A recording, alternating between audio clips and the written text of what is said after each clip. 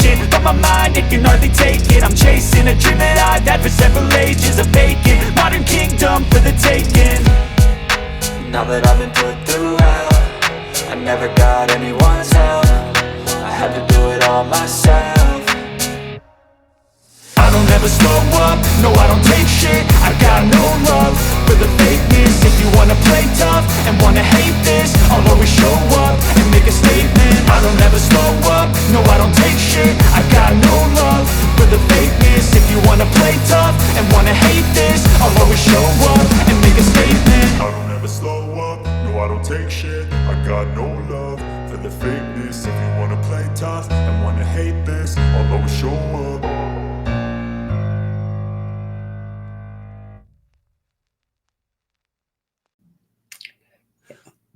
I don't know how to solve this problem.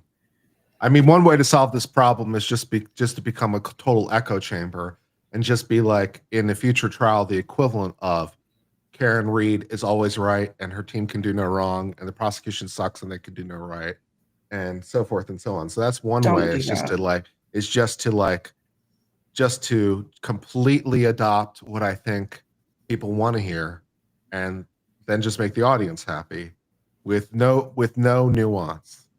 Like everything you guys believe in is true and right, and there's no critique to be had, and everything that opposes you is wrong in every way, and is no value in it.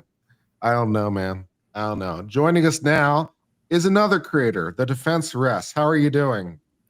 I'm very well, thank you, Kurt. Hang on.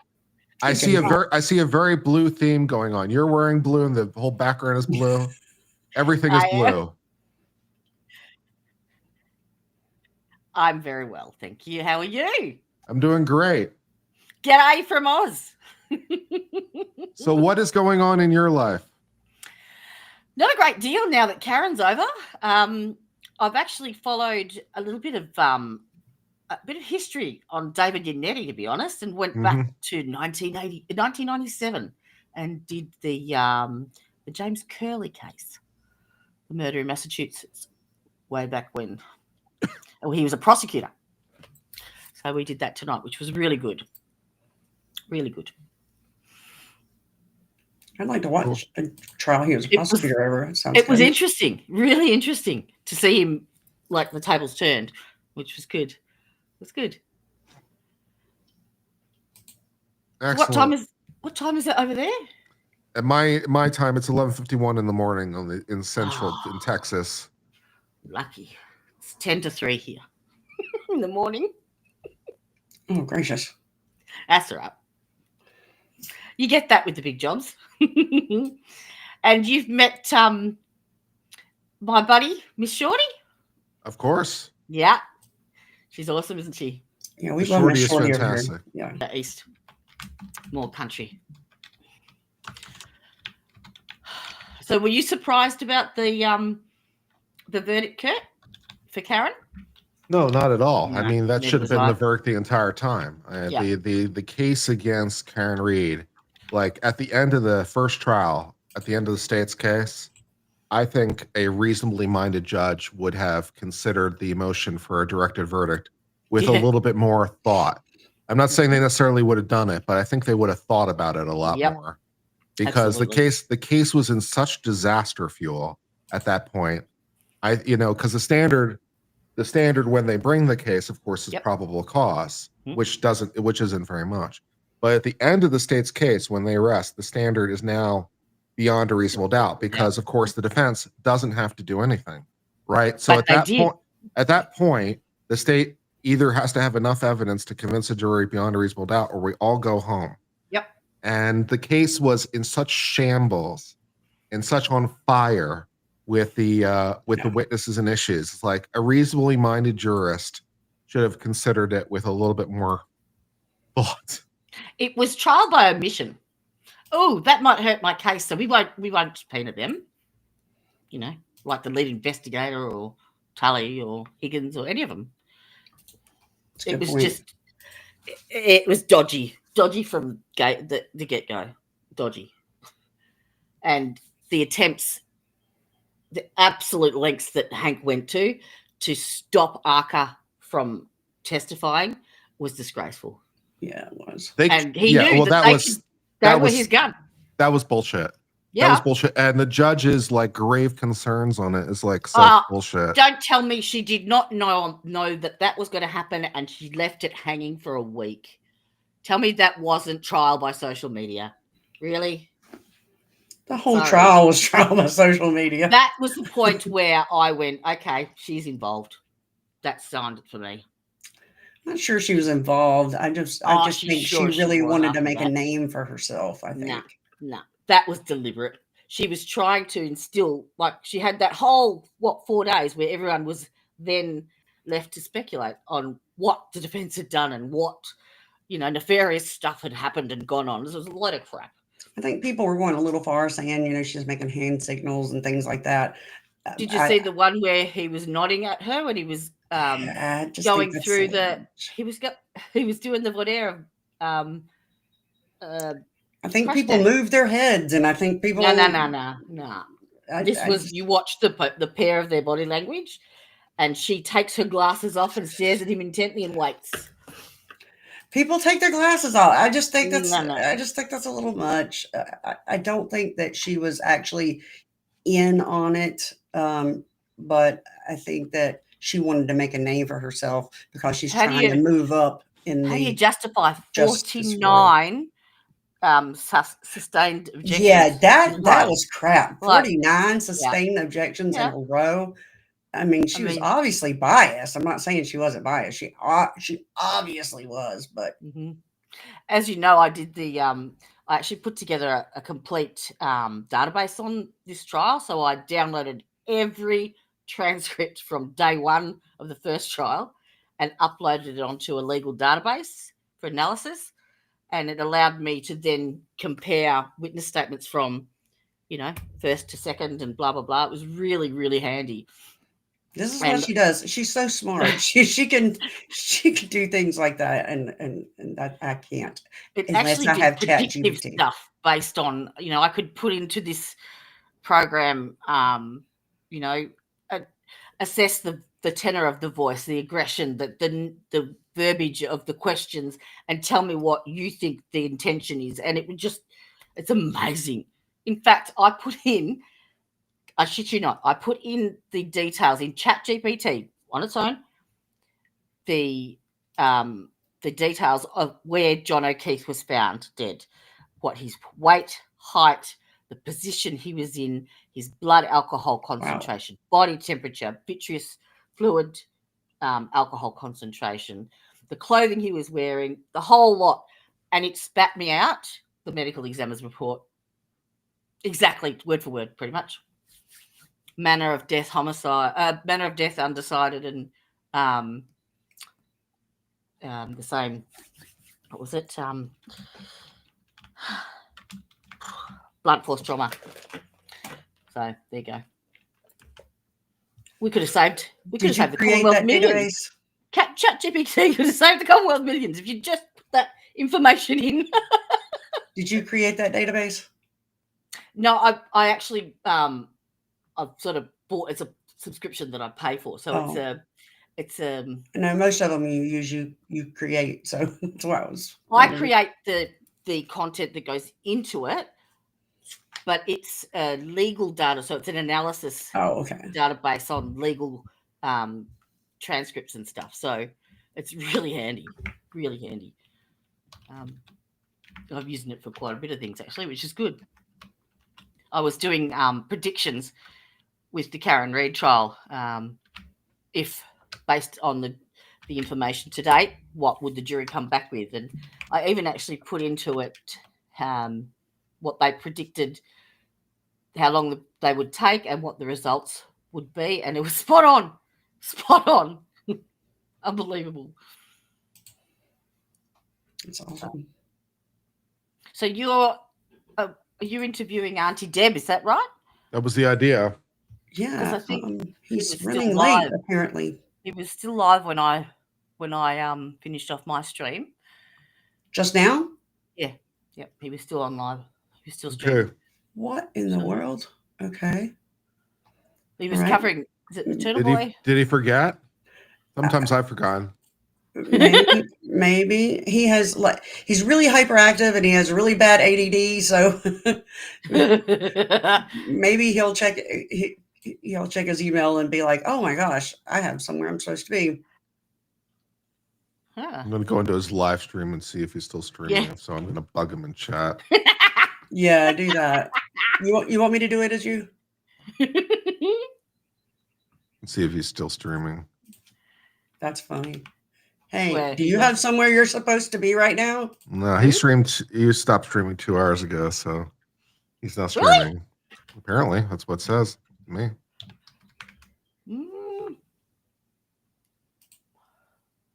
Okay.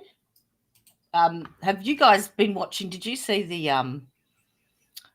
the Mickey Steins shooting video with the judge? No, I haven't heard of it. Oh, it's hideous. It's hideous. It's all caught on CCTV footage in Kentucky. It's just around the corner from Teresia, where one of the sheriffs shot the Judge Mullins. Ugh, it's just chilling. No, so we just watched that. It's awful. It's just the music that gets you. Apparently, Jen McCabe got a death threat taped to her front door. So I saw on Twitter. Today?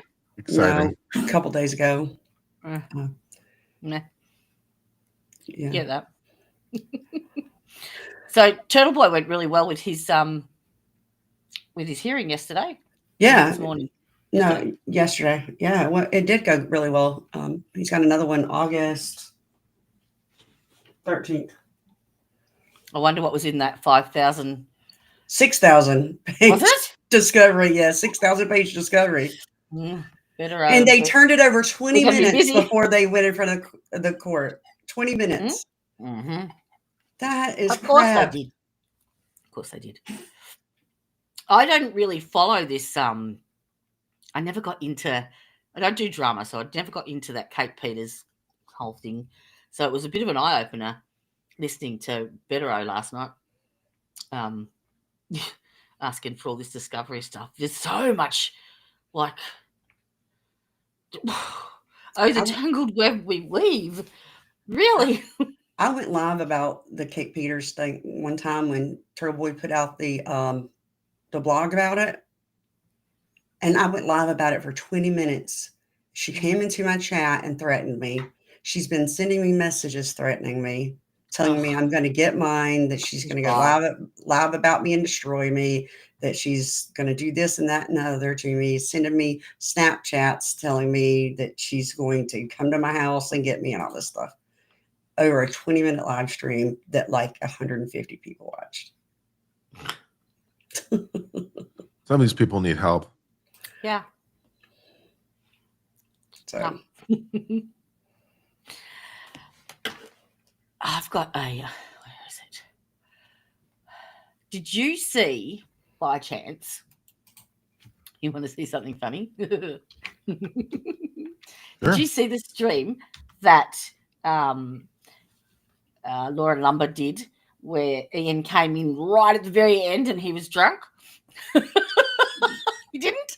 All right. Would you like to see it? Yes, I would. Why don't you share that?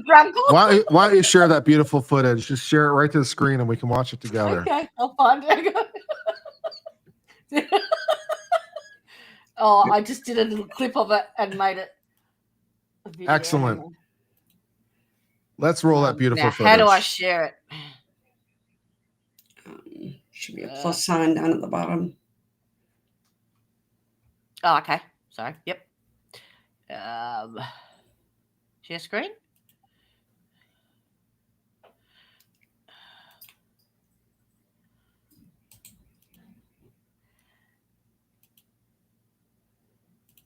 Come on. No. I think Kurt will have to get her permission. Hang on. No, she should be able to do it. Yes. Oh, really? Okay. Yeah. Not all that I familiar. might have to add it, but yeah, there's a little button at the bottom, share screen at the bottom. I'll work it out. Add it, give it permission. It's the same thing. I think you need to open it up in a Chrome tab so that shares the audio. Where is it? Jungle. In a Chrome tab. Yeah. Okay.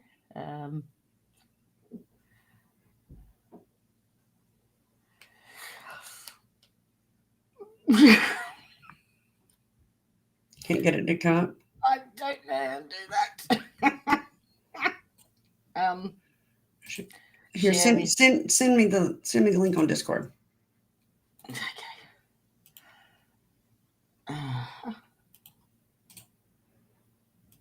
Yeah, I've saved it as Canva, so.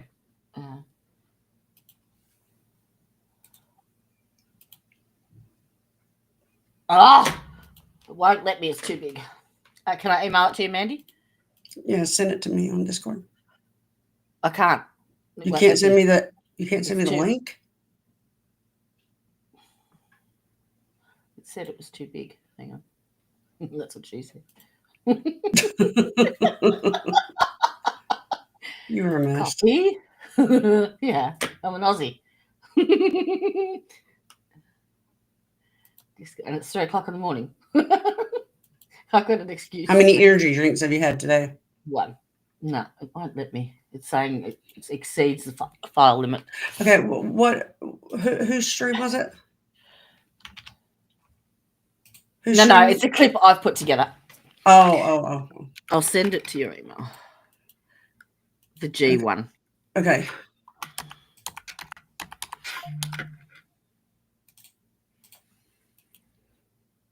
Are you fucking kidding me? Aunti Deb hasn't responded yet. What is wrong? It's coming. We're being disrespected. We're being disrespected. That's what's going on. No, probably just thought it was the wrong time because you two are in two different time zones. You did say 12:30 Eastern, right? Yeah. Me? No, for Mandy. Yeah, I looked back at the email. It does say 12:30. All right, it's gone. Sent. Okay. As soon as I get it, I'll pull it up. He cracks me up, Ian. So basically, I'll set the scene. He's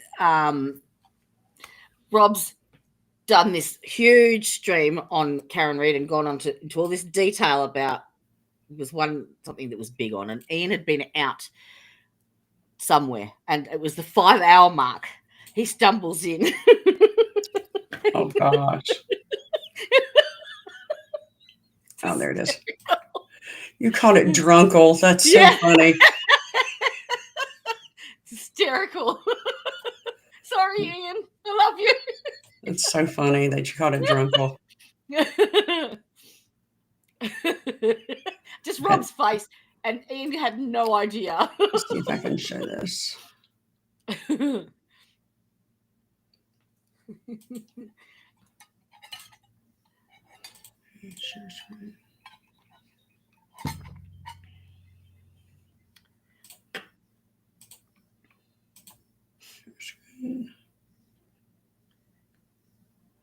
it come through? Yep. Hope it shares the volume. That's the only thing I'm worried about.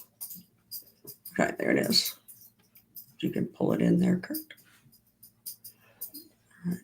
All right. Let me know if you're. They said, hey, you have to open this. Can you make it louder? Method. How the fuck are you supposed to know that? Go. Chat. I am mildly spiritually intoxicated, so. Yeah, secret passage in the thing.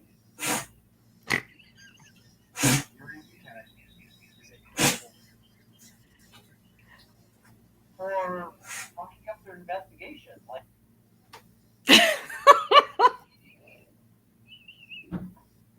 And this is the point I've made on Twitter before. How am I supposed to know to open that?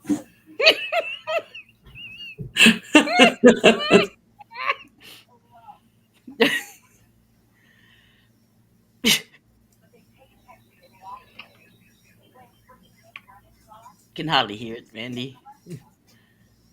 I can't hear it. It's turned all the way up. Rah, rah, rah.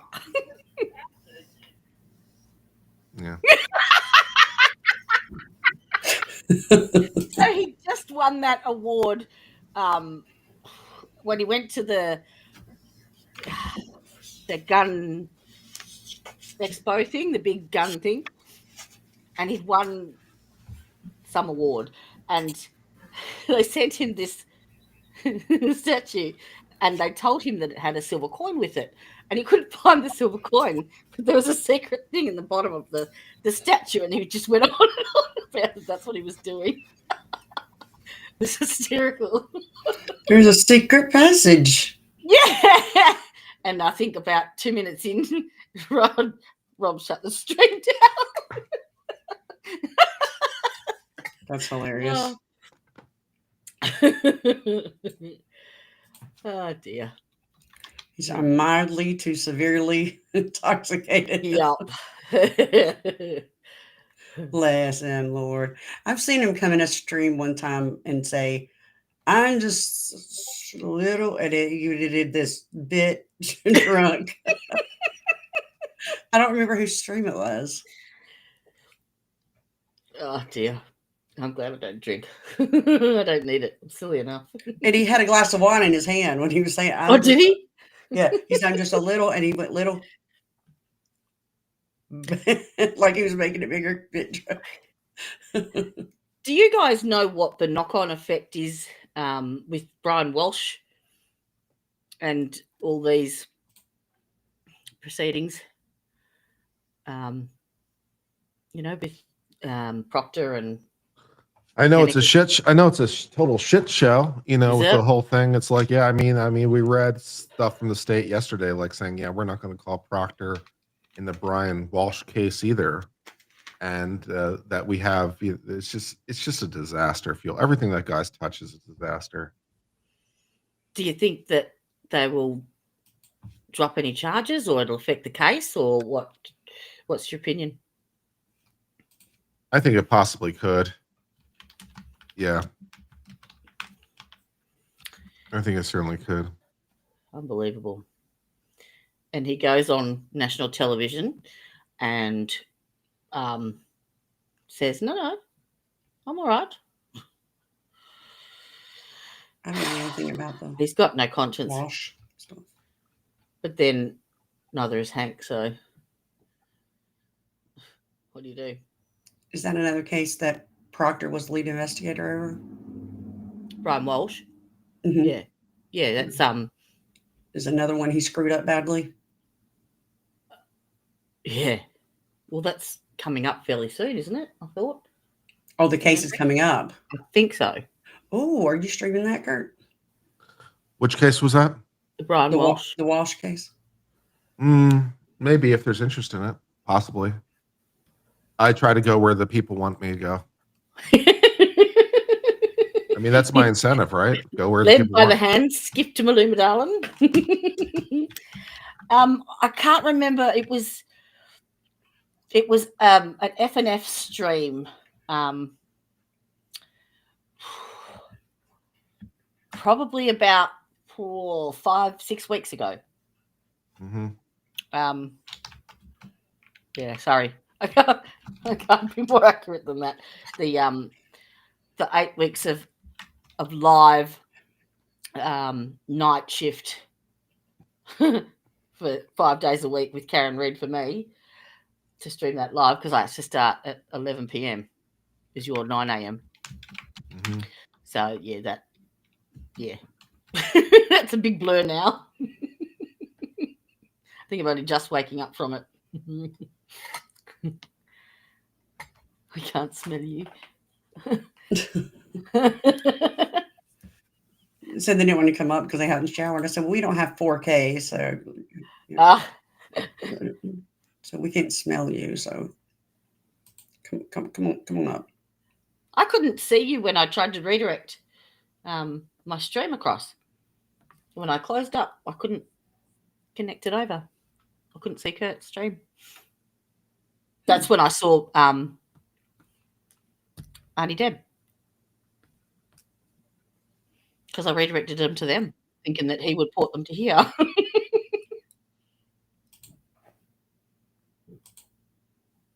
You haven't heard back from him? No, I keep checking my email, but nothing. Plenty of stuff from spammers and scammers, but nothing. Nothing from Aunti Deb. No.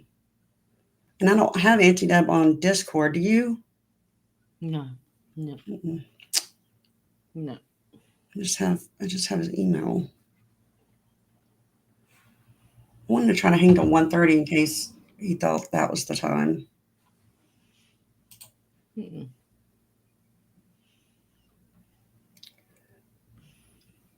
So what's the next? Have you got the next case ready to go? Like, there's that murder of that professor in Florida that looks pretty interesting.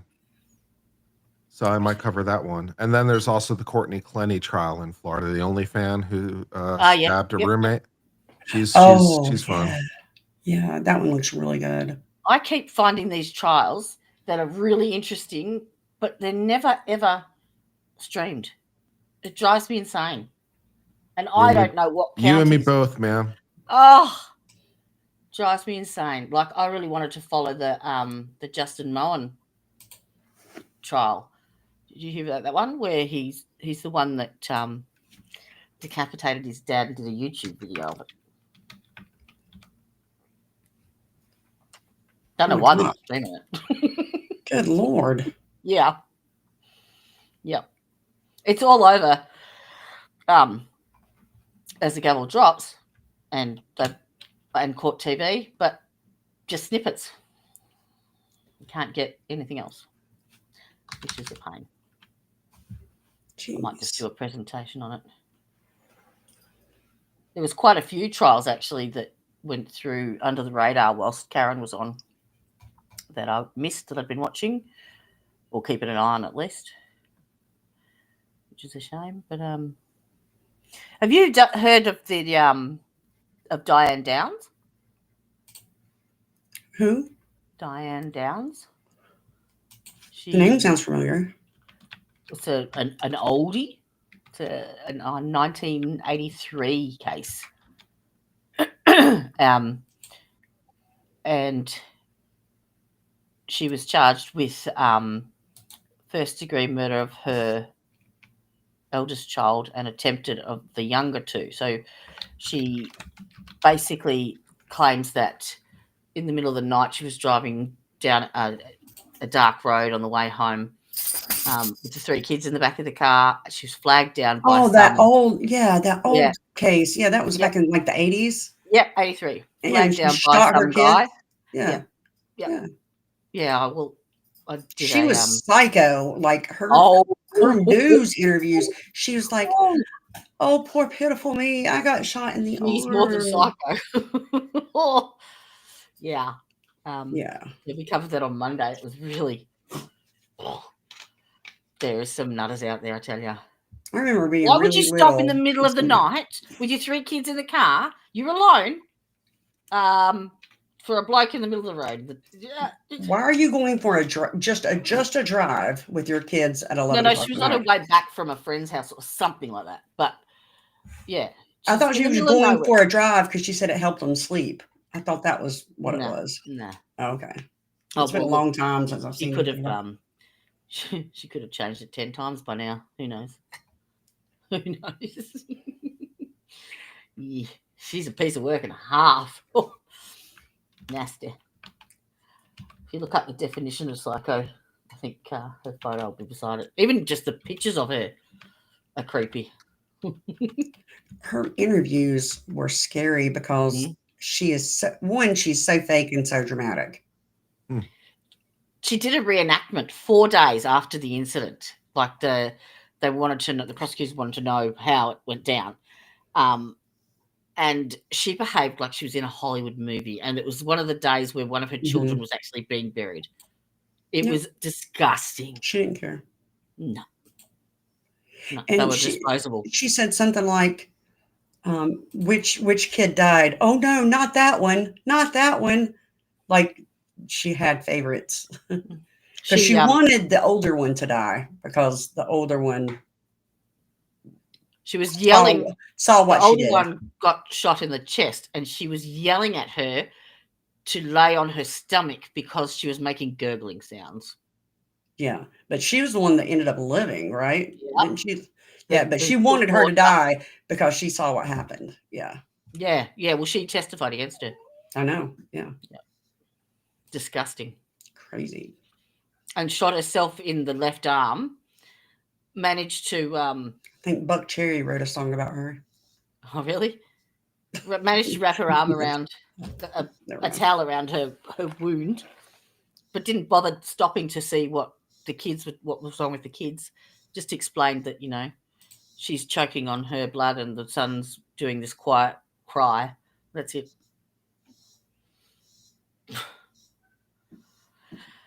Some people don't even have a soul. And then they put the husband on and he's like, bring back the death penalty. Yeah. Yeah, fine pair. If you unalive a kid or an elderly person, then I'm for the death penalty. Absolutely. But if you're middle-aged, then it's totally cool. No, that's not what I'm saying, Kurt. Middle-aged, just fine. Yeah, just a fine, maybe a little community service. Not what I'm saying. That's what I heard. I did too. It's just totally egregious to do something like totally egregious. If you're 38, Mandy says you're just fucked. Well, that's a good thing I'm not fucking 38 then. I'm long past that. You just lowered your promotion. I'm just kidding. Oh, dear. Look, you just got a channel member. Don't subscribe to his channel. No, I'm just kidding. Just for the record, since you're in favor of the death penalty for children, at what age do they stop becoming children for the purposes of this discussion? Yeah. Are you an 18 kind of person, 18, or do you think 18? Well, all right. An 18th birthday is real.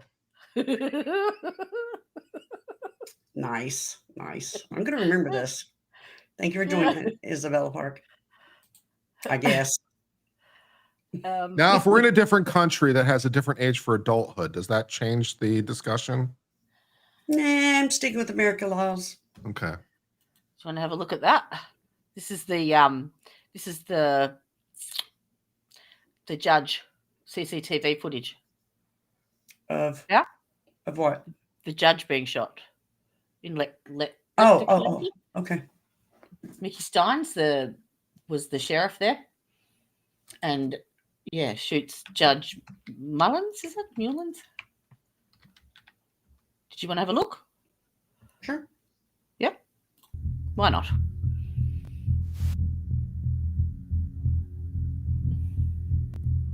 Can you hear any audio on that? I can. Yeah. It's just light music. It's chilling light music.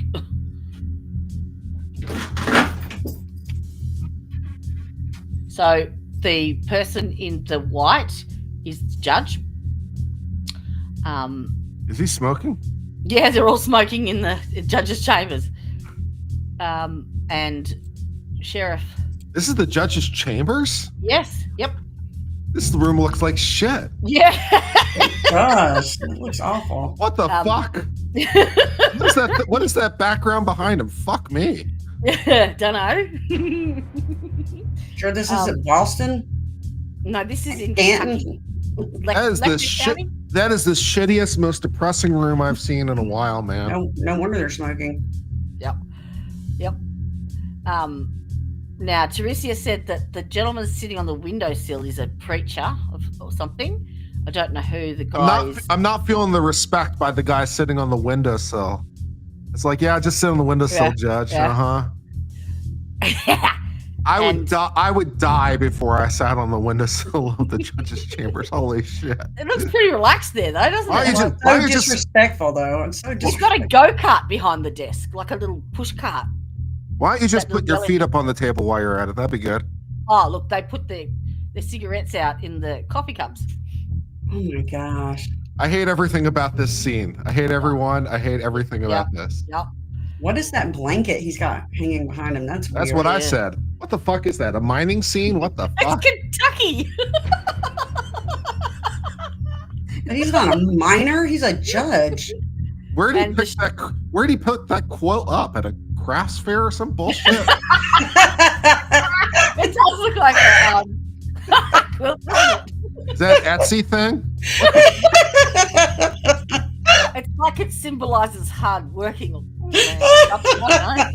He sits behind a desk. I'm sorry to throw the cold water on him like that. Desk also sucks. That desk sucks. Yeah, they got that desk at the Goodwill. I'm sorry. Yep. It was $4.23. It is now. So the sheriff is the big guy in the beige shirt to the bottom of the screen there. Oh yeah, he's the icon of health there. I'm sure he's really good at his sheriff's duties. Really can chase those suspects down. Yeah. And the theory goes, this is what the Do they make body armor that big? Oh my gosh. He hasn't got up and walked yet. Wait. But yeah, he's the I thought I was overweight, but I feel a lot better about myself right now. The judge isn't making me feel too bad either, to be honest. No, not feeling too horrible either. I think I jumped up here with no makeup on. I'm starting to feel all right. I think was Mickey Steins a previous judge as well, or something? I can't remember. But anyway, the story goes that the judge was having inappropriate relations with the sheriff's daughter. Oh, he did not have inappropriate relations with that woman. Monica Lewinsky. Hey, she might be coming on the show. Is the judge either married or was she under 18? I have no idea. This is just from a subscriber of mine who lives up the road from this and has been following it. If he isn't married or if she isn't under 18, in that case, love is love. Go crazy, Judge. Yeah. Yeah. But so I am a big believer that age doesn't matter as long as you're legal. The sheriff tries to ring his daughter on his mobile phone. So like once everyone goes. And if she is under 18, then I'd have to check up the age of consent in Kentucky. Maybe they're cool as 17-year-olds in there, right? Or 16-year-olds. And revert back to my death penalty conversation.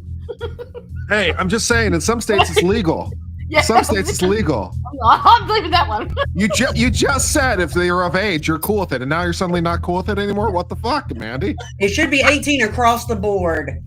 17 is too young. Well, if wishes were horses, Mandy. Well, I was 19. Too young. 17 is too young. What a waste of all my purchases.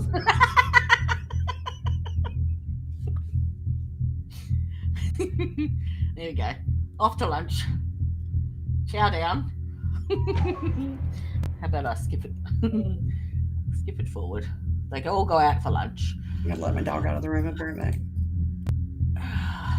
Okay, so come back here. They're back from lunch now. Everyone clears out. Go on, go on. Thank you. We need some art on the walls or something, man. I swear. Some colored art or something, man. Yeah. Damn. This is where he's trying to contact his daughter on his phone, and she won't answer. And he then asks the judge for his phone, which he hands over, and he calls his daughter from the judge's phone, and she answers. That's what pisses him off, apparently. That's the theory, anyway.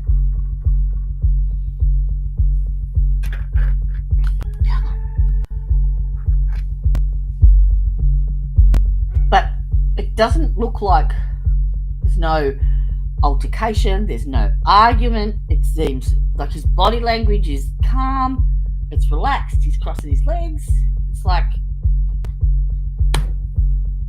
David Taylor is in the chat. He's my friend in real life. He says, Kentucky. You're dropping out, Mandy. Oh.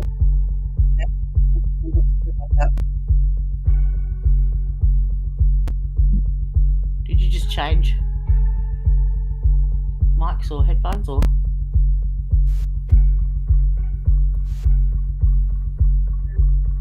Nope. Okay, I'll go out and come back in.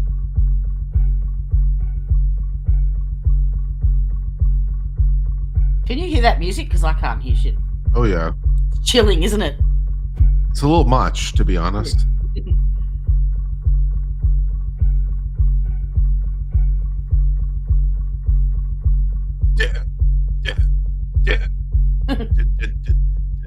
You need Jaws.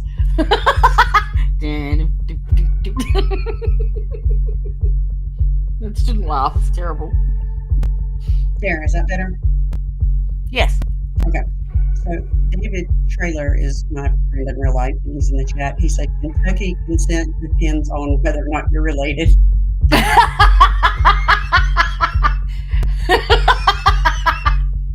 Well, Teresa did say that her cousin is married to Steins's Touché, David. sister or something. And then also, if you want to push that age of consent even younger, in some states you can get married, I think, as early as 12. So you could get married to a 12-year-old and then have sex with her. That would be legal. God. Oh no! I Hey, think I'm just here for the legal education. you're still going to hell, but yeah. That music. Can you mute the music? I can't hear any of it. Can't hear it? It's really annoying. Can't hear it at all.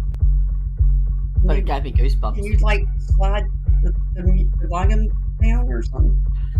Hang on. Tell me if this works. Oh. I've got my site muted, that's why.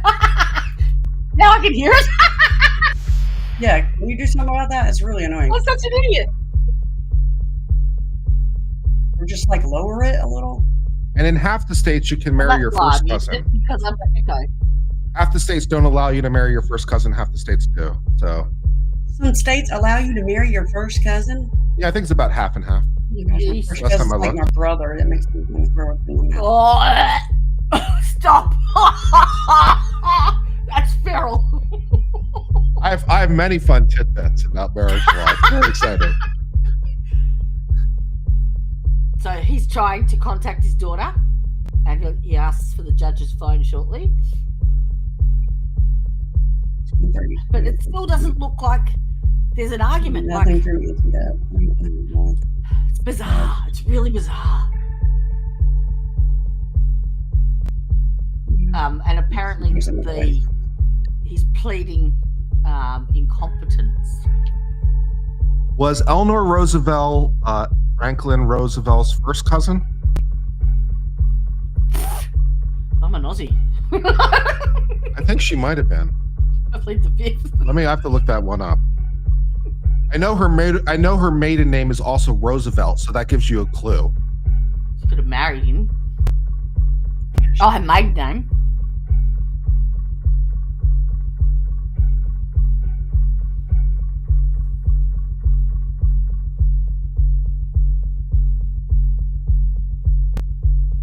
Yeah, see, Ashton used cigarette into the cup. Here we go. There's my phone.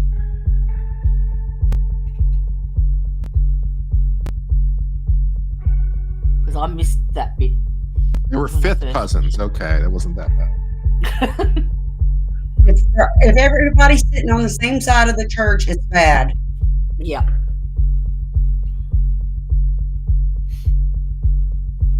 So he's trying to bring his daughter off the judge's phone, and she answers. Didn't answer when he rang off his, apparently.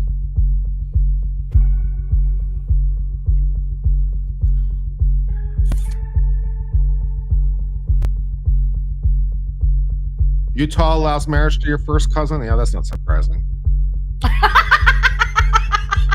Oh my God.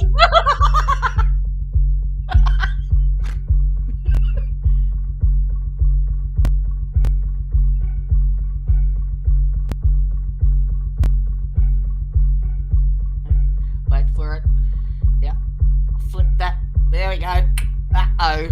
Oopsie.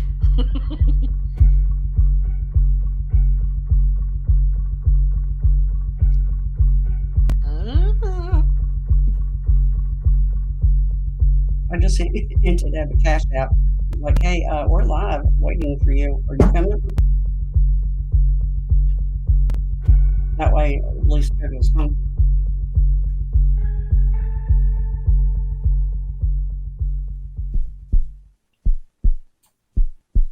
Oh, no. We have to cut that down. Please cut that down. Please cut that down. You don't see it. Okay. No, the heartbeat. I mean, oh.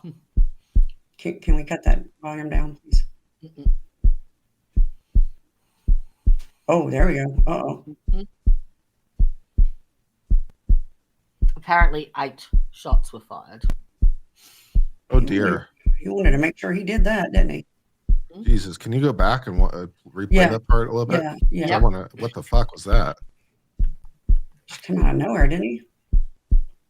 Scroll even further back. I want to watch the. Did you not see him pull his weapon? Well, that sounded awful. Sorry. Yeah, he sits down. He stands up and there you go. What the fuck? How did he get it in the courthouse? He's a sheriff. He's a sheriff. Oh. There we go. Bang, bang.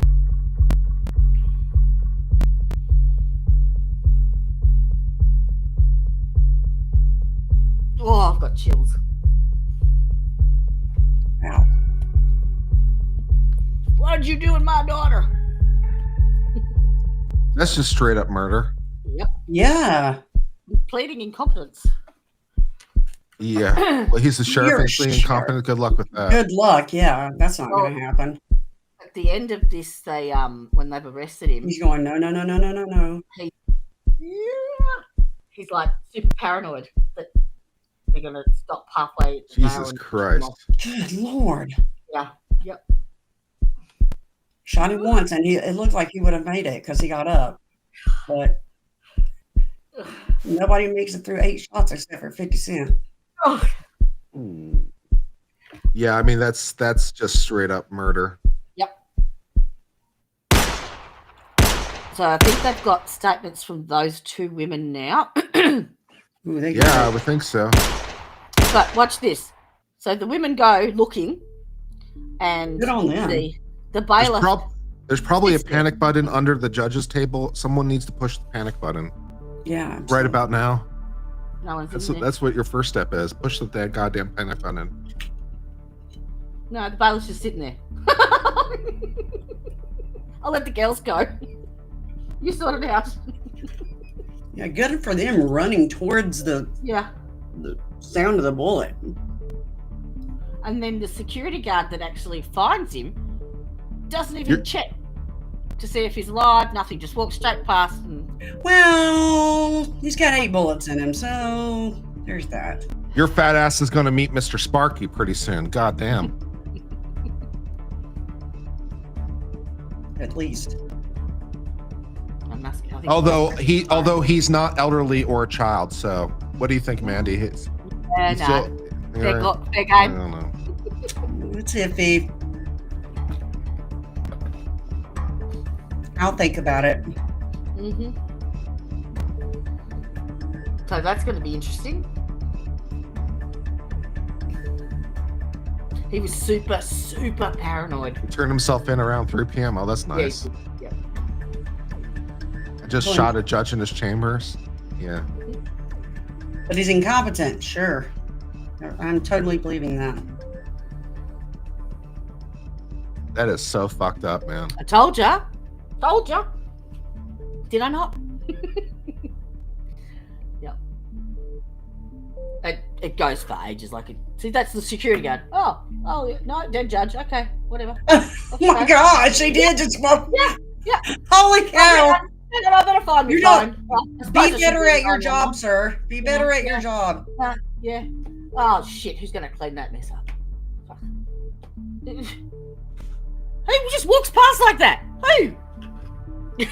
Do you maybe want to report it in to somebody? You want to get on a walkie-talkie or something?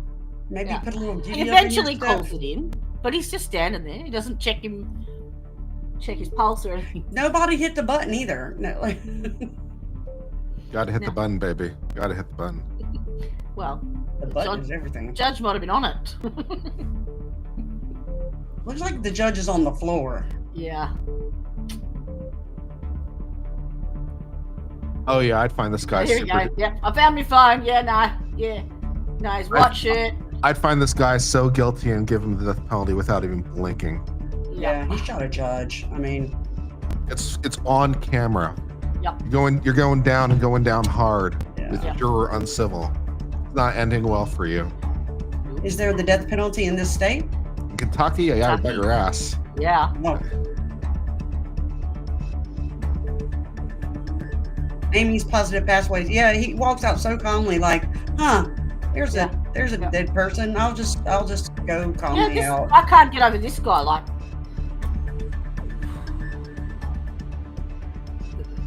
it must have been really, really obvious that there was nothing to be done then. But then he walked past so calmly, not even like, whoa.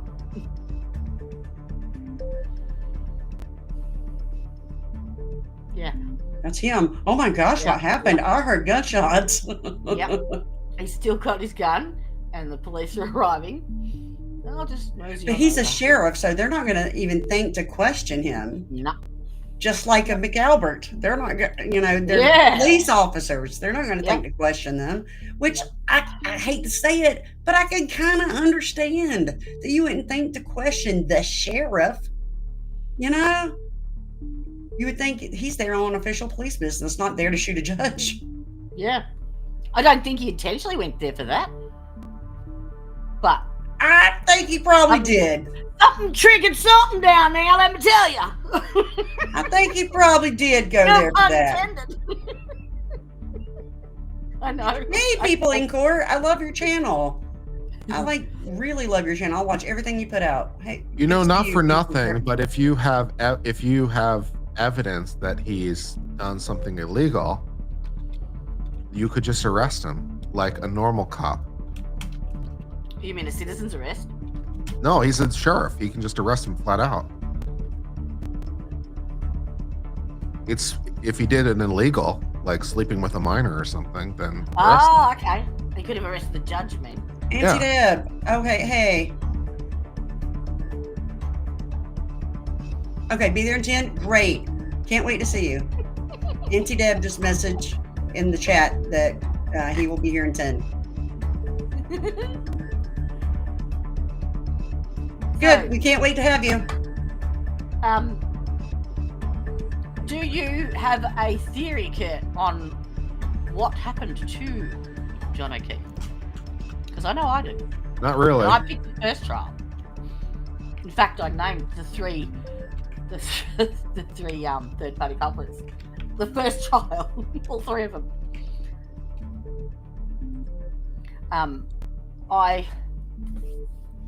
The evidence doesn't really lend itself really to anything in particular because, like, even if he was like beaten or something, you'd expect there to be like bruising and stuff, right? So Yeah, if he was punched or attacked or something, you'd expect there to be bruising, and there isn't.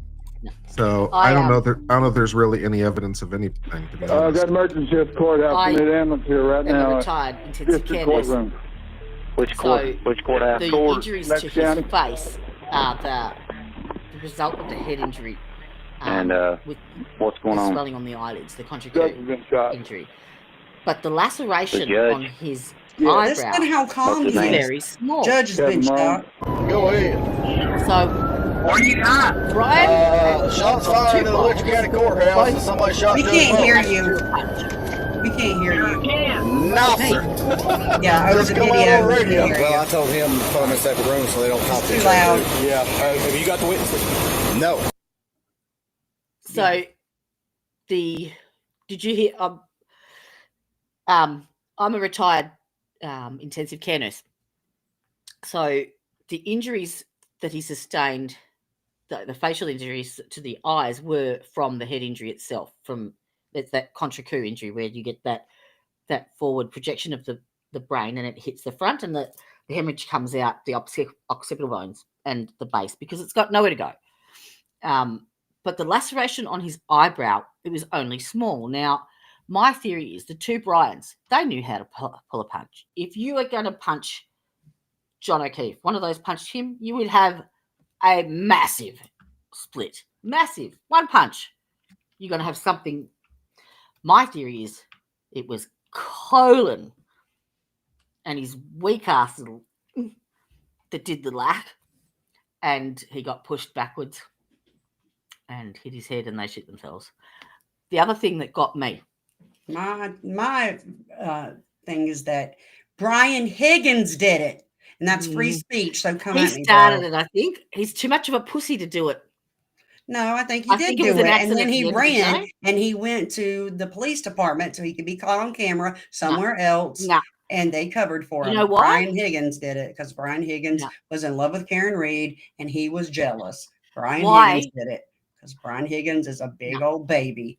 You would not get you wouldn't get Jen McCabe and Nicole Albert going out so far on a limb to support Brian fucking Higgins. Not going to happen. They'd only do that as a mother. Mother would only protect a child that way. But who was his best friend? They wouldn't go out on a limb for them. I think Colin had to be involved somehow. I think so. I think they would. I mean, think they were all a big clique. But Colin had to be involved for the girls to be committed to this point, to that depth. They wouldn't do it for any. There's no way. Because they all helped cover it up and throw his body out. So they were all in trouble at that point. Yep. Well, I think they shit themselves when. I don't think it was pre-planned. I think it was an accident, and he did fall and then became unconscious and started having seizures and vomiting and whatnot. And what got me was, you know how they were saying that the wounds on the back of his hands were defensive? They're not defensive because you hit here with this part. You don't hit with this part. And when you zoom up close, there's actually two little puncture marks on the back of his hand that have caused bruising. Now, I thought initially that was the EMTs trying to establish an IV. No, you don't establish an IV on someone who's hypothermic in a peripheral vein in the furthest point of their arm.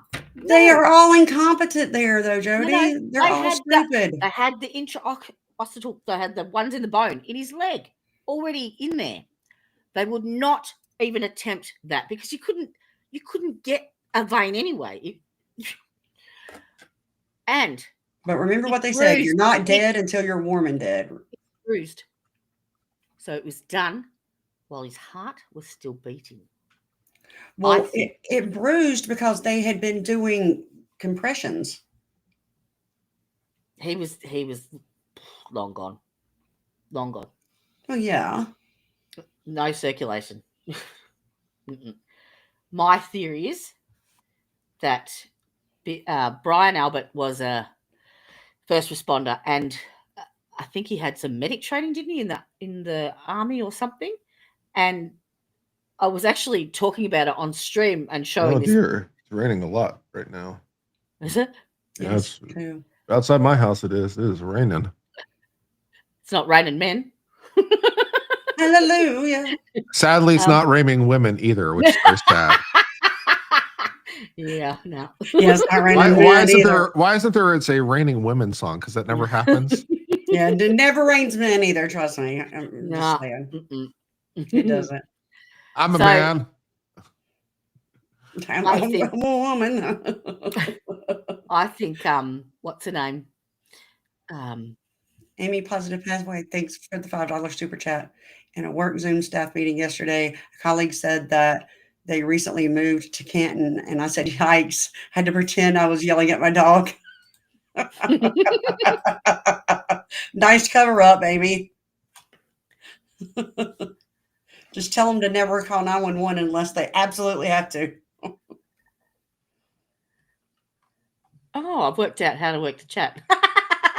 Oh, okay. Scroll up, not down. My bad. Do you find Restream good or? Yeah, I mean, it seems to work fine. The nice thing about it is it's cheaper than StreamYard. Yeah. Because StreamYard used to have a plan that was the same cost, but they don't anymore. Now they have that $40 plan. So the plan I have is just $19. The only downside of it is it only streams in 720 as opposed to 1080. So if you want 1080, you have to pay them an additional $20 a month, which feels ridiculous. Either way.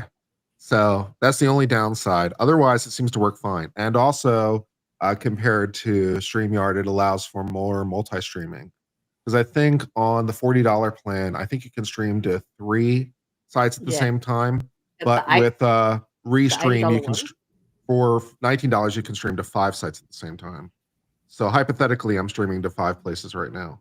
So I have an old plan that's a $60 plan, and they grandfathered me in. So I get some of the professional stuff. So $60 a month is a lot. It's a lot, but I can stream in 1080p, and I get some of the good stuff. And if you want, I'll put you on my StreamYard. Well, most of the time when I don't have guests on, I stream in OBS, and that way I just have total control over everything. I can't work it out. I can't either. I can't figure it out. And I've even tried stream elements. Is it or? Yeah. I can figure out stream elements, but I just can't. I can't even get a bot into my chat. I can't even work that out. Oh, I can help you with that. Do stream elements. Use stream elements with StreamYard. I've downloaded the alert box widget. I just can't connect the two. I'm an idiot. But I'm only a wee baby. I've only been doing this for 12 months. So I'm not doing too bad. But I never have a problem when I stream in OBS. I never have internet problems or anything like that. And you can stream to Restream from OBS. So I can put in Restream in OBS, which you can't do actually with StreamYard. You can't stream to StreamYard from OBS to the best of my knowledge, but you can with Restream. So I don't need to use the browser. And if I stream from OBS into Restream, I can stream at 1080. I can actually stream at 4K. So it's only when I use their browser interface that I'm stuck to 720. If I use OBS, I can get 4K. You stream to YouTube, to YouTube, Twitch, TikTok, Facebook, and X. Yeah. So those are the 5 I stream to. Amy's Positive Pathways. Yes, that is Bob Ross on the shelf behind me. Do you get much from TikTok? My son gave it to me. I thought that the demographic over there was not especially, but I figure it doesn't cost me anything more. So it's like it doesn't hurt me in any way. So why not? Maybe I'll pick up an audience there. What's the worst that can happen? Nothing. So it's like, why not give it a shot? That's my thought. Yeah. Oh, it's just all the more fun when you get trolls. Yeah. Okay, Aunti Deb's coming. Woohoo! Okay, I'm going to hop down and let you guys just have a ball. You're going to hang around with Aunti Deb, the defense rest? I don't mind. Whatever Kat would like. I think I'll just do an interview with Aunti Deb alone because that was the original plan. Okay. No problemo. Well, thanks for coming up to the defense for rest. having me. The chat loved your laugh and loved your take on stuff. I was reading the chat. They loved cool. You. Please go over and just subscribe to the defense rest. I'll make sure I'll put her link in the description. Don't tell you I didn't warn you. All right. Bye, Thanks, guys. Kat. Bye-bye. Bye. I'll figure out how to get out of here in just a second. You can always just close the browser. That would work. Oh, okay. All right. Bye. All right, cool. All right, so hopefully Aunti Deb will be here shortly, and that will be exciting. Excellent. Very good. Yeah, the sheriff is going down hard. He wants to plead incompetence? No, absolutely not. I mean, he didn't just lose his temper and pull his gun in a moment of rage. That was deliberated. You know, there was time. He thought about it. The judge was begging for his life, and he shot him. And then he went back and shot him several more times, just to be sure. Yeah, that's a murder 1 conviction, death penalty for me without breaking a sweat. You put me on that jury. Fatty is going down and going down hard, getting a nice little quick trip to the electric chair, if I can say anything about it. And I won't feel bad about it either.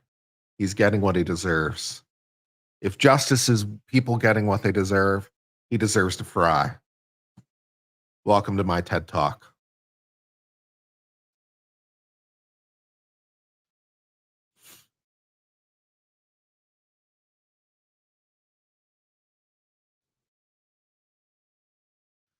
I'll pull the lever myself.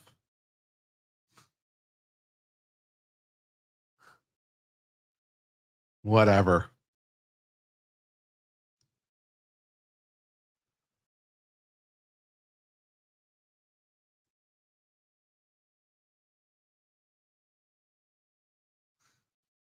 I really want to know what caused it. I don't really care what caused it because that only goes to motive, and I don't care. Motive is not an element of the crime, so I don't really give a shit what his motive is. My only question is like, did he have the intent to do a premeditated murder? Yeah, pretty much. I mean, that's what that depicts. He had a lot of time to think about it. He thought about it. The judge begged for his life and he shot him anyway, like a coward. And then went back and shot him several times. I don't really give a shit what his motive is. His motive is not an element. He can fuck off. You don't have the death penalty in Europe? I know you don't. You're a bunch of pussies in Europe. But that's okay. We're not pussies in most of America still. So I understand you don't have the death penalty and you're a bunch of pussies. But you'd probably give the guy like 15 years in jail and an apology, wouldn't you? Some of you guys don't even believe in life sentences. It's like, yeah, we'll give him 15 years and a sorry for the inconvenience. Yeah, that's not really how we roll.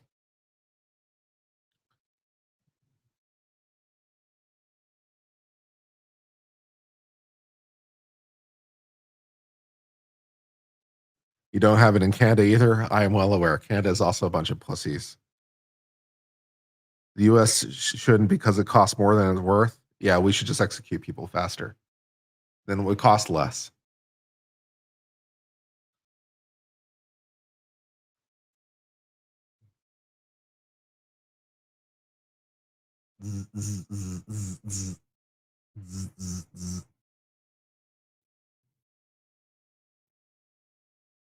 You're guessing death penalty for financial reasons because it does take a decade to carry out.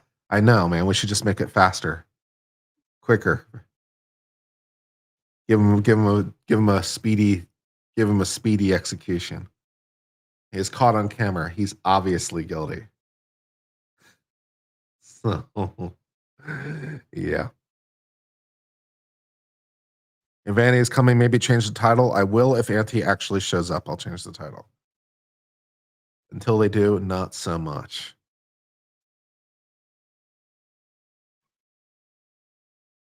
Yeah. Australia doesn't have the death penalty. Europe doesn't have the death penalty. Canada doesn't have the death penalty. You're a bunch of pussies. What happened to you, France? You had the guillotine. Your last guillotine execution was relatively late in time. I want to say, was it 1970s, the last guillotine execution in France? It sounds vaguely correct in my head. You had the guillotine. It was great. Their head came off, and then they were dead. It was fantastic. What happened to you, France? You used to be cool. Now you're not cool anymore. You suck.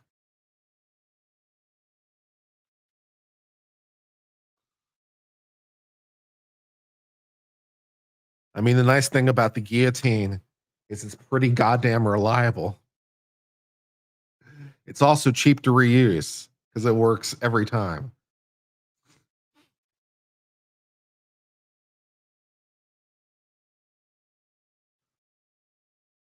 Some people are concerned the person might remain conscious for a couple seconds. I'm not that concerned about it.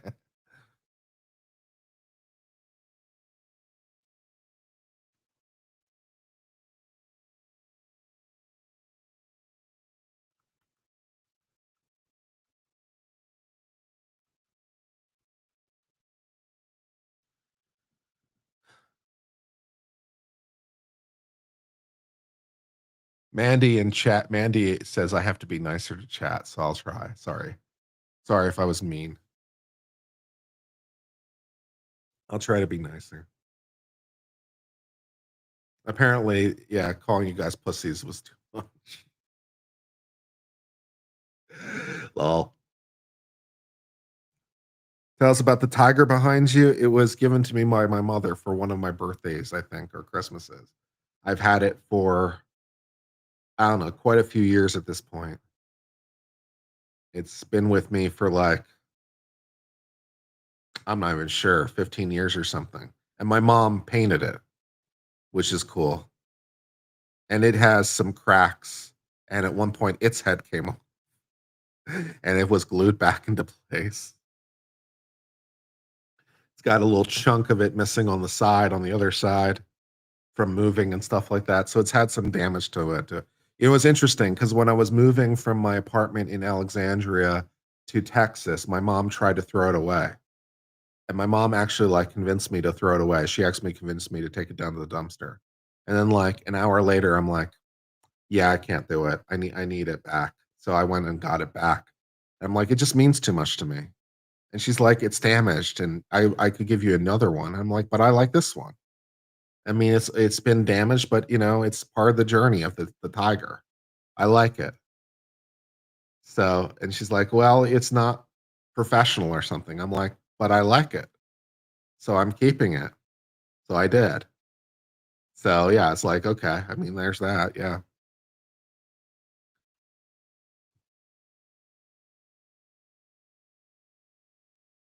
Mandy says, stop telling everyone what you say. That's, yeah.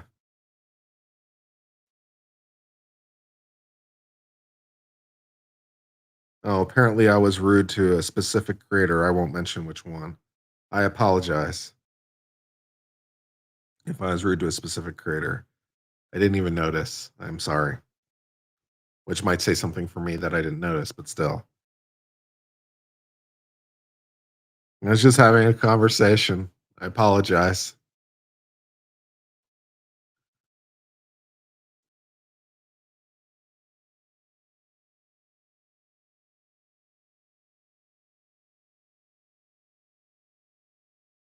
Did Miss Mandy tell me that? No.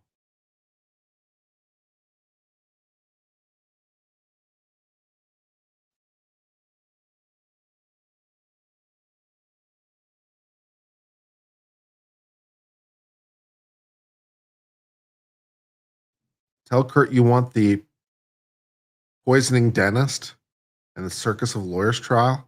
Sounds interesting.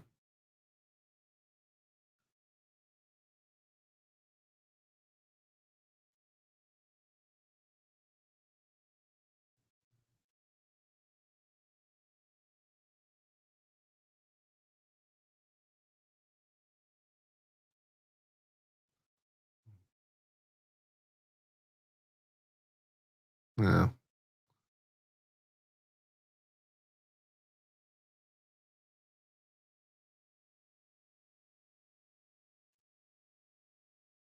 I'm apparently bad at making friends, I suppose. I don't know. I was just trying to express my point of view, but I guess I could have done it less insultingly. I'll try. I'll try harder in the future.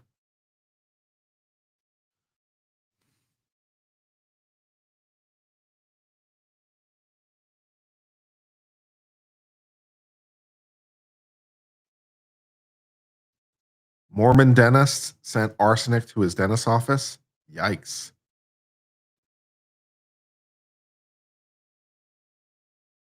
Today, I tried to respect you. Today, I lost all of it letting that drunk drone on. I didn't notice anyone being drunk, but okay.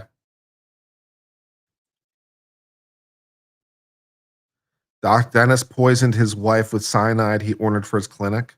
He almost went to trial last fall, but his lawyer withdrew in the eve of picking a jury for ethical reasons. Yikes.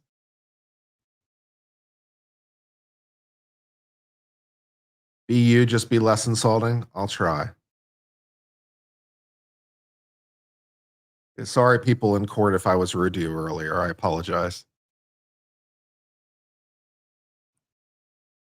Why would a dentist need cyanide in his office? Is there a medical case for cyanide that I'm unaware of? I mean, does it have some sort of medicinal properties at like low doses or something? I mean, I don't know.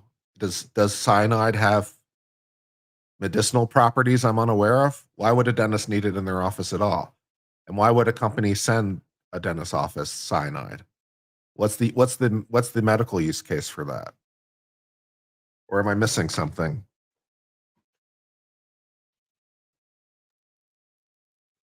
All right, joining us is Aunti Deb. Welcome to the stream. I can't hear you, sir.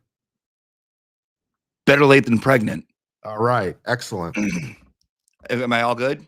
Yeah. Okay, perfect. Hi, how are you? I'm doing great. How are you? Nice to meet you, by the way. Thank you. It's a pleasure. You're funny. I do my best. You're wicked funny. Thank you. I feel like you probably get like, similar to me, you probably get like shit from people. Sometimes, yes, because I really enjoy very dry humor in particular. So sometimes I'll say something like completely seriously, and I'm depending on you to pick up, even though I'm giving you no indication, I'm depending on you to pick it up that I'm not serious, which is a dangerous road to hoe sometimes because I'm depending on the audience picking that up. But I like the really subtle humor sometimes. Well, it's the true crime community, so I feel like they take everything seriously. Yeah. They take everything literally. Yeah. And you have to like tell them like, no, I'm joking. This is a joke. Nothing is serious. I don't take life that seriously. But saying it's a joke takes away from the joke. I know. Oh God, isn't it the worst? If I have to say this is a joke, then it kind of defeats what I'm trying to do. Yep, totally. Absolutely. So what did I miss? Oh, not much. We had just an interesting discussion. We were discussing a case that's apparently developing with a Kentucky sheriff who shot a judge in their chambers. And so we were watching that unfold. Apparently, the sheriff believed that the judge was having some sort of relationship with their daughter, who I'm not sure if that was underage or not, but he believed it, and then apparently just executed him in his own chambers. Whoa. And I was watching this video and I'm like, well, that is extremely premeditated, because you can see him like get up, you know, he's like obviously arguing with the judge. He draws his gun and then just like he's just talking for a while. He points his gun at the judge and like lays shooting him, and then he shoots him, and then he shot him again, and then like a third time, I think. And so like it's like, yeah, that's premeditated. So I'm like, well, you put me on that Kentucky jury. I'm like, straight to the chair, baby. Straight to the chair. You earned every bit of that one. If the judge was engaging in relations and the child was underage, I don't know how I would act. I'm just gonna say it. I don't know how I would act. Well, he is the sheriff. So if he had a case to be made that he was having illegal relationships with his child, he could just arrest the judge for, you know, said offenses. Maybe he doesn't trust the system. And he's like, I got to take this in my own hands because I know, listen, bye. Oh, God, that's wild. People are, I mean, crimes of the heart. Like, it's just, that's what gets you. Like, that's when people act out, I feel like, is when their emotions are fucked with. Yeah. Well, you know, just because you're angry doesn't give you a legal excuse either. Nope. Right. And my anger management classes taught me that just because you have anger for a reason and it's okay. It's like a fire. It heats the house, but a little bit out of control and your house is gone. Now, the sign behind you, Aunti Deb, has 3 B's in it. Yes. That's because it's the handle. I thought your channel had 2 B's. It only has one. It only has one. Like the name only has one, but the like Twitter, email, the handle, if you want to find it, is 3. Okay. That doesn't have any meaning to it. That just is what it is. Because the one with 1 B was taken? The one with 1 B was taken. Very disappointing. That friggin' ant. That one ant that just had to ruin it all for me. And tell me about this wonderful piece of art you have behind you. Oh, that right there? That thing. Yes. So that is so when I was parodying the first excuse me, the first Karen Reed trial, I would the character that most people enjoyed was the judge that I would do. And I kind of got into the characters like a lot. Like I would think about them a lot. And I was like, she kind of just always wants to take a vacation. She never wants to be there. And she likes to be in charge, and it's her courtroom, and she wants to be this big, powerful boss woman, kind of like a female rapper. Because I love Lil' Kim. I like Nicki Minaj. So I'm like, she's kind of like one of those. Like I can see her bumping Lil' Kim on the way to work in the morning. So I decided to do my own version of How Many Licks by Lil' Kim and Cisco as the judge. Okay.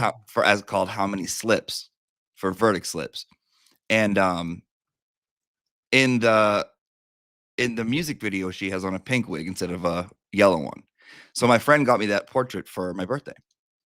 I don't just have pictures of me like around my house. It's weird, but people like it. So it's well, you're a beautiful, beautiful man. Why wouldn't you want to look at your own image? Oh, Jesus Christ, Kurt. Now I gotta do this. Because this is when I get embarrassed. I gotta turn myself off like that. No, but I enjoy it. I like it. I like doing it. I like playing the parts and coming up with my own stuff, and it was fun.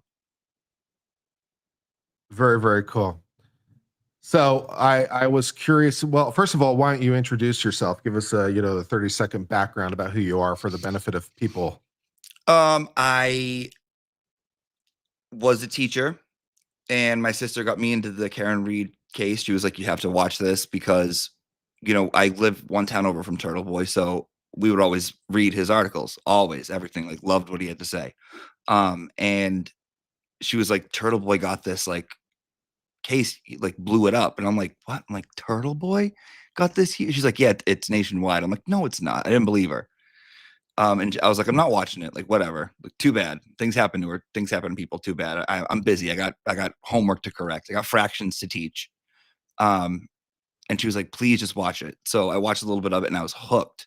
And as I'm watching it, I remembered, because I used to watch the Johnny Depp and Amber Heard trial. I'm not like a big true crime person, but that one I thought was fascinating, especially with the lawyers and all that stuff. And I remember that people would make funny videos about it, like Amber like pooping on the bed and like all that other stuff. So I'm like, if no one parodies this case, they have to, because it's just too funny. It's too much. I felt like I was on candid camera whenever I would watch it. So I was like, if no one does it, I'm gonna go ahead and do it. So I made a video. They found it. I didn't like put it out for people to see. It was like on my own TikTok. I made it for like a few friends. People found it. They loved it. So I made a few more. And I've always kind of liked playing, you know what I mean? Like just kind of being like my own world. And it kind of took off from there. Pretty cool. Yeah, that's all pretty interesting stuff. So I wanted to learn a little bit more about. So first of all, the fact you're a teacher is interesting because, of course, Turtle Boy was also a teacher. Mm-hmm. So what did you teach? Math. But I didn't. That wasn't what I started out with my life with wanting to do. Like, I actually went to school for radio and television and for writing, and I worked at a radio station for a little bit. And they gave you math to teach with that background? They were like, here you go, teach math. And I was like, perfect. Well, it was the pandemic, and there was no teachers. And I was teaching at a jail for inmates, and pandemic happened, classes got shut down, and I hated going in there and just chilling with the COs, because people who work at jails, I'm sorry to say it, they're assholes. They're mean. They're horrible. They think they're like above everyone else just because they didn't get caught, and these people did. So I left, and this guy who knows my sister called and was like, I know Jimmy is like a teacher, and I know he's like really good. Would he ever teach math? And I love math. I'm a big math guy. And I was like, I'll try it. Like, the thought of going into a middle school and being around 13-year-olds doesn't sound amazing at all, but I'll try it. I did inmates. This can't be any worse. I'm like, I'll give it a week. If I hate it, I won't go back. Whatever. And I ended up loving it. So I taught for a few years. Pretty cool. So what made you decide to stop being a teacher? That is a whole thing. It's just the public school system is wrong. It's wrong. There's corruption. There's no one. It feels like no one cares about the kids anymore. It feels like there's a few situations that led me to resigning that are like a little dark. But even that aside, it was like they don't let you teach. They don't let you do what you want to do. They don't let you teach kids a certain way that'll help them. They don't want you to push kids. They want everyone to be in the middle. It's all about the scores they get from the city, so they get funding. They make 100 new jobs for someone downtown who's never been in a classroom before, telling you what to do. It's just it's not worth it. Yeah, I've noticed that like in colleges too, where the ratio of professors to like administrative staff, like that ratio has been really changing over like the last 50 years. There's so much more administrative and bureaucratic overhead than there used to be. Like, why are you firing teachers' aides and speech therapists and these people that are in the classroom helping the kids, but hiring 10 new people to work in an office to tell them what to do? It just doesn't make any sense. And I'm like, I don't like this. I don't like this at all. You think about going private? I'd consider it. I'd consider it. I was turned off by the whole thing, just so I feel like I'm a little PTSD, but I would consider it. Yeah. Well, fair enough. Just curious. Just trying to get to know you a little bit better. Yeah, I might. I don't know. All I right. try not to make any plans. So you said you learned about the Karen Read trial from your sister. Mhm. Was there anything about it or Turtle Boy's coverage or otherwise that caused you to want to invest time in this particular story? Well, it was just like you turn on Court TV, and I used to watch it like on Law and Crime or Court TV because I would watch like some lawyers like covering it, but I like to get like my initial feeling and my initial reaction without, because I know that I'll take on the opinion of whoever is explaining it to me. Mm-hmm. As you should, especially if it's me, because I'm always right. So me too, never wrong ever. So I would watch it and I'm like, this is weird. I'm like, are you like, I don't know like what's going on. I don't know like why is this bitch over here chewing gum? Why is she talking about White Claw? Why is she dressed like Who Flung It and ran for court? Does she not know this is televised? Blah blah blah. Mm-hmm. And then the judge was like, they put in that order for the witnesses that Aiden couldn't be in the courtroom when certain people were in. And I was like, oh, I'm like, this is big. I'm like, there's more here. So I just got sucked right in. And I feel like it's a type of trial where once you start, you're like, okay, this is my whole life. Yeah, a little bit. So nice we got to do it twice too. I know, and I wanted a third, but I didn't want a third. I was ready for it to come to an end, man. I'll tell you what, man. I still want to know, like, I hope at some point to be able to talk to one of the attorneys from the case, because one of the questions I want to know is from their point of view, what did they think went wrong in the first trial? Because apparently there were 9 votes to convict on some version of manslaughter. It's what like, so what do you think went? I would like to ask them, what do you think went wrong? What do you think went wrong? I mean, from my point of view, I just don't know. I think that the state's case is an absolute shambles. I think the state's case was worse at the end of the first trial than the end of the second trial. Like it was so bad at the end of the first trial. As a judge, I would have seriously considered a directed verdict for acquittal at that point because it was in such absolute tatters. I think maybe the defense didn't think they had to do anything because really they didn't legally have to do anything. But I think,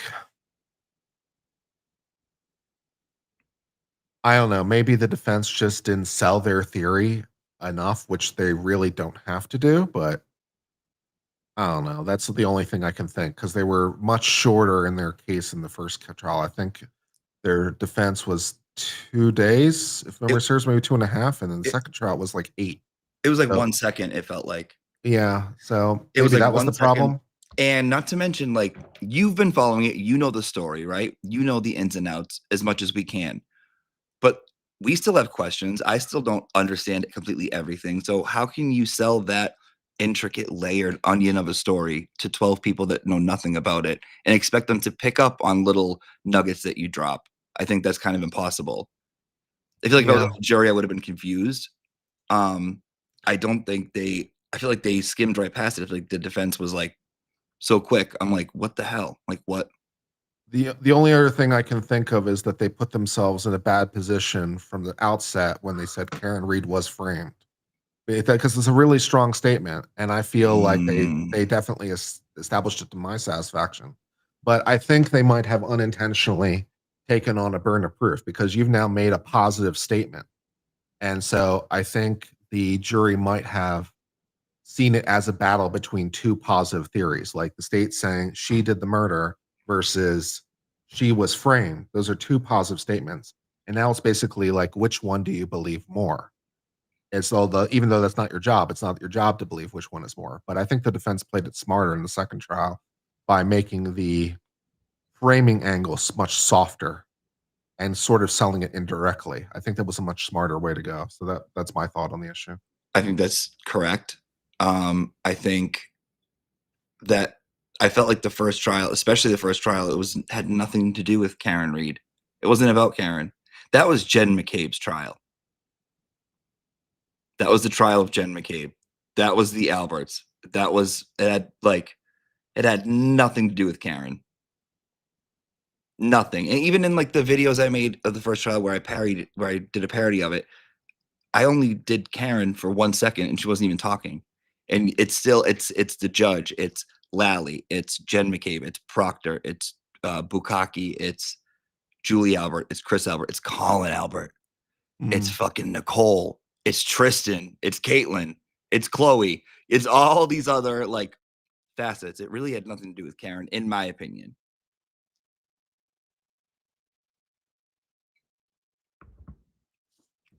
I'm like, Karen who? Like who? We don't even know who that person is. We don't know, like. The trial did come out a lot of those other people for sure. A lot of those people weren't called in the second trial, so it couldn't have been about them, I suppose. So that was an interesting aspect of it. Maybe what do you think about that? Do you think they should have? Did you miss them? Well, I'll ask you this: did you miss them? Yeah, I do. I've given this a lot of consideration with Proctor because Proctor is the one that I would obviously most want to call, and I've given this a fair amount of consideration. And I don't know for sure, and if I ever get them to answer the question, they've been sort of cagey about answering the question. But my thought is they were concerned that they would just be stymied on direct if they called Proctor themselves. They wouldn't really be allowed to ask the questions they want. First of all, even though they absolutely should be allowed to, they probably wouldn't be given permission to ask questions as a hostile witness, which means if you do that, then you can ask leading questions on direct. Because normally you can't ask leading questions on direct, but if you get them declared hostile, you can. So by all rights, this witness should have been declared hostile, but the judge isn't going to go for it. You know that Brendan's going to be objecting every 5 seconds, and the judge is going to sustain everything. So it's going to be able to completely stymie your flow and interrupt you and what you're trying to do. And then, of course, the prosecutor will absolutely just feed Proctor just all the answers. It will be the most blatant feeding of answers in the history of time. And of course, the judge won't have any problem with any of that. He'll be allowed a robust cross, don't you know? And so I think that was what they were concerned about. I think they were concerned that they wouldn't be allowed to do what they wanted to do. And in the end, it would just be a net negative.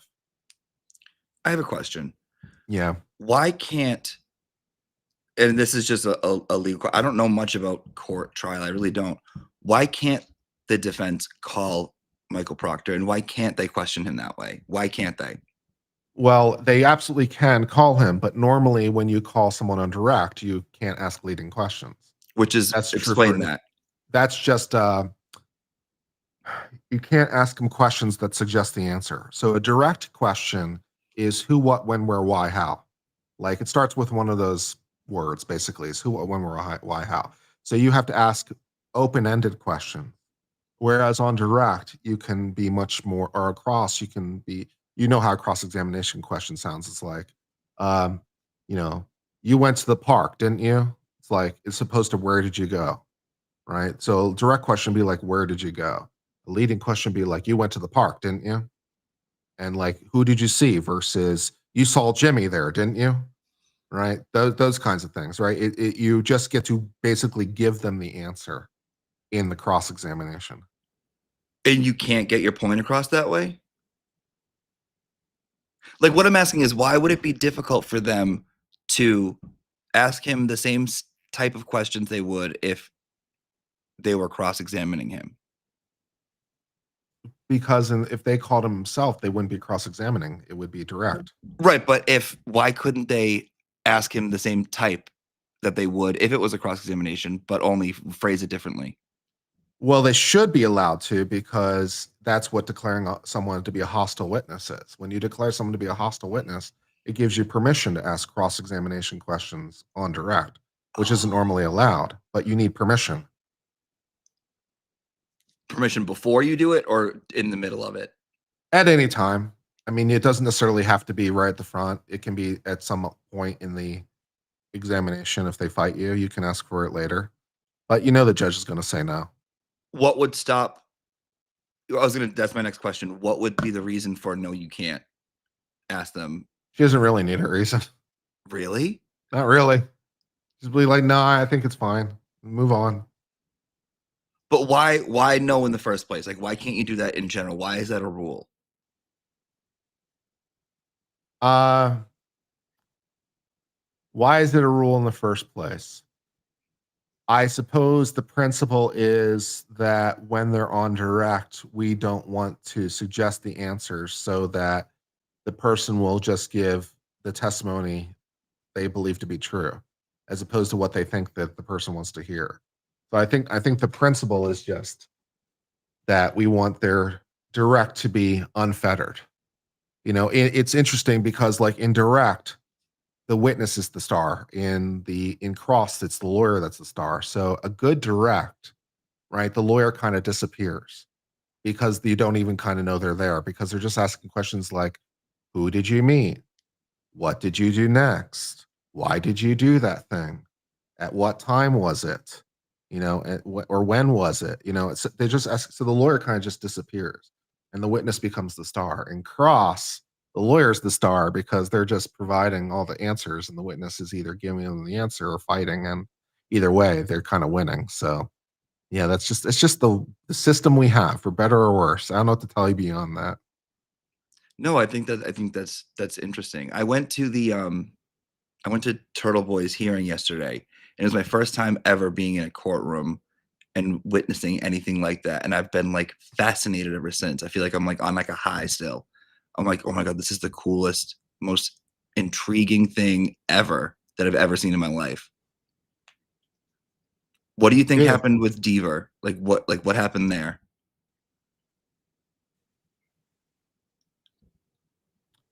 I don't feel like I have enough information to answer that question. I will say that to give Deaver the benefit of the doubt, eyewitness testimony is known to be somewhat unreliable. Mm-hmm. Because people forget things. They have false memories. They put things in the wrong order.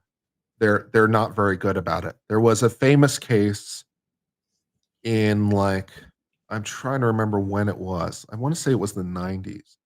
There was a famous case where, and she wrote a book about it later, where a woman was sexually assaulted. She was raped.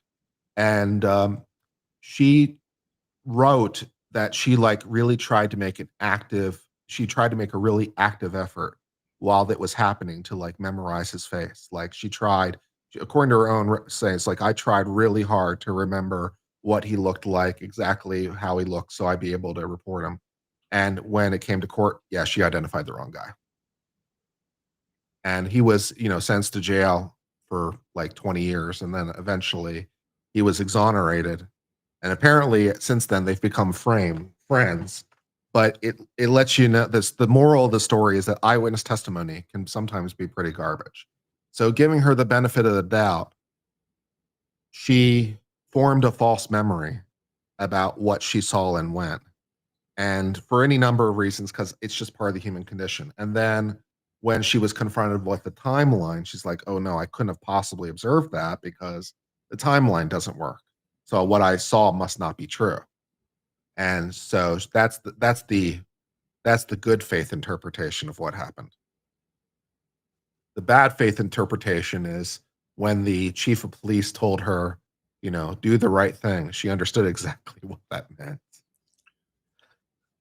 Do you remember when she said, I don't know what's my memory and what's media provided from the video in the garage? Do you remember that? Sure.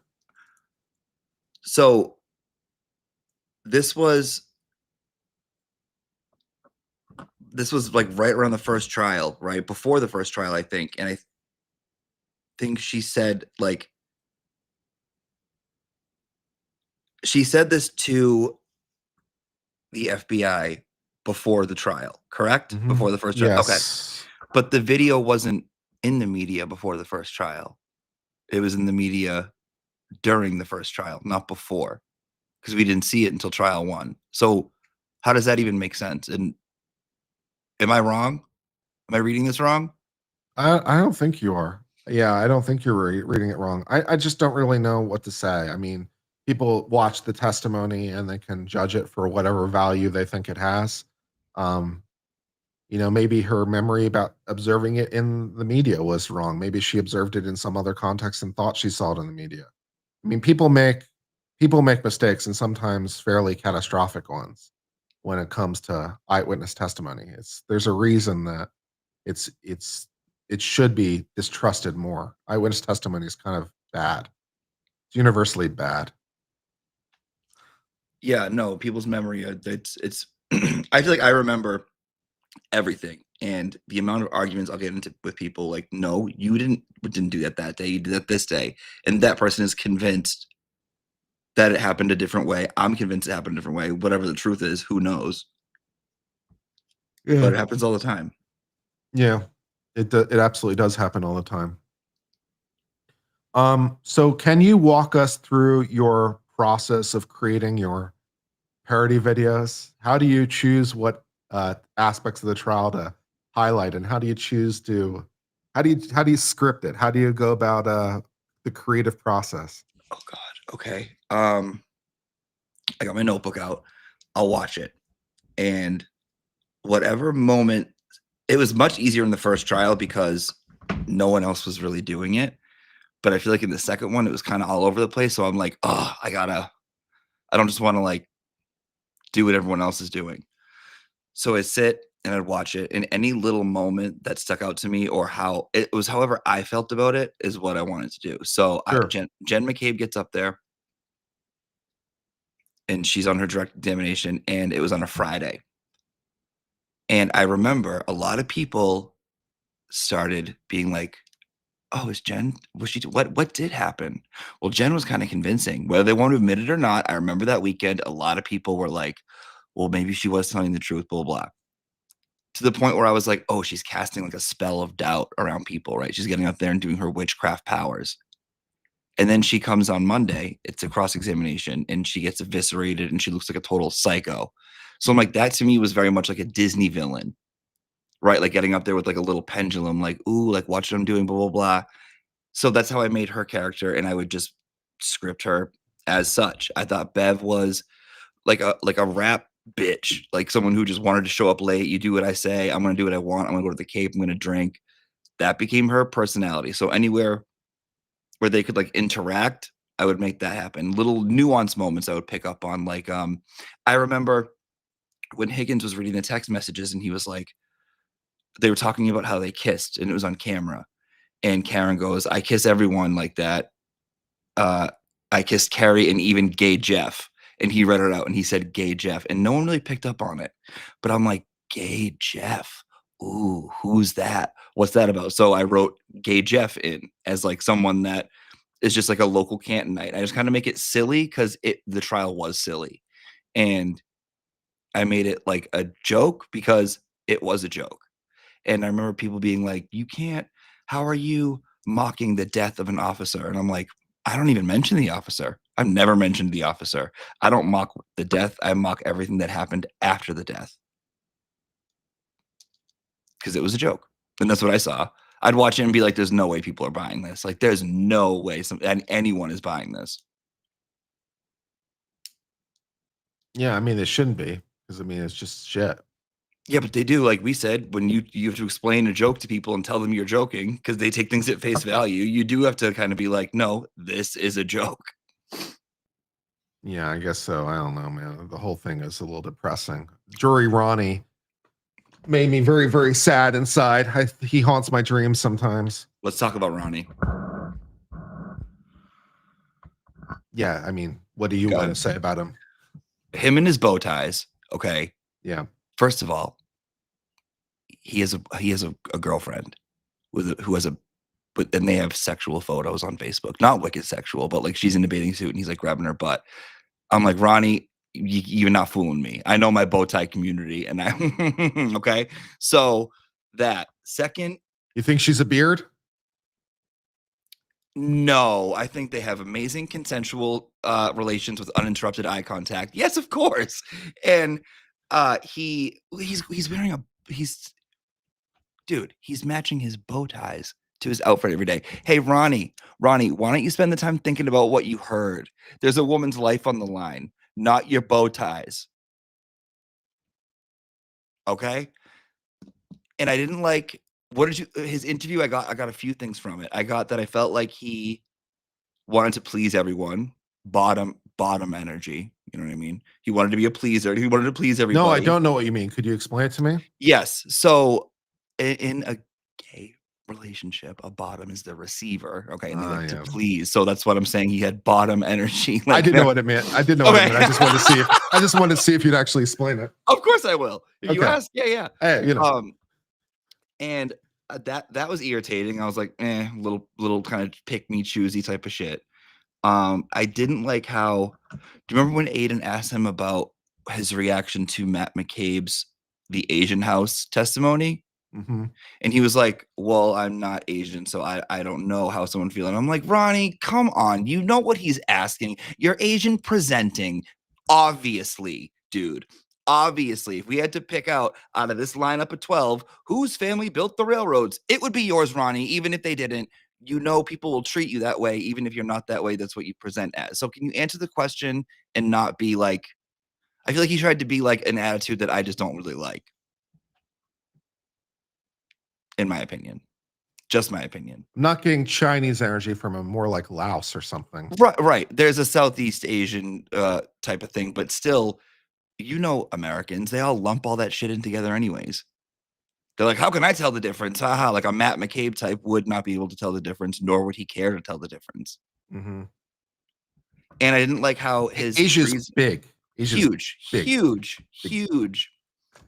I didn't like how he said that his selling point for Karen's innocence was that she wanted to eat after and she didn't want to continue partying. Which that says to me, you must have dated someone that wanted to go party and you're the type that wants to go home and eat or something like that. There has to be an emotional reason that you clung on to that because it's not logical. No, Logic and Ronnie don't know each other. No, I don't think they've ever met. I don't think they've met.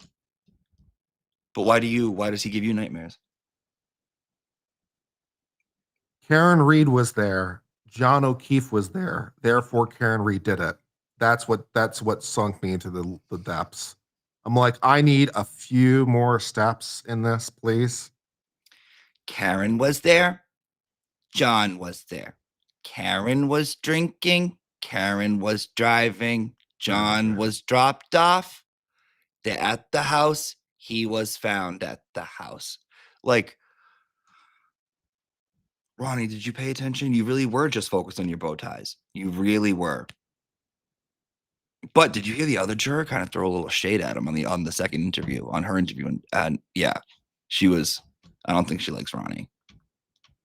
No, he's a moron. Yeah. And she was saying that I think like in the room, he's like one of the guilties, even though he claims to be one of the not guilties. He's lying. Yeah, he's lying, dude. Of course he's lying. Bottom energy.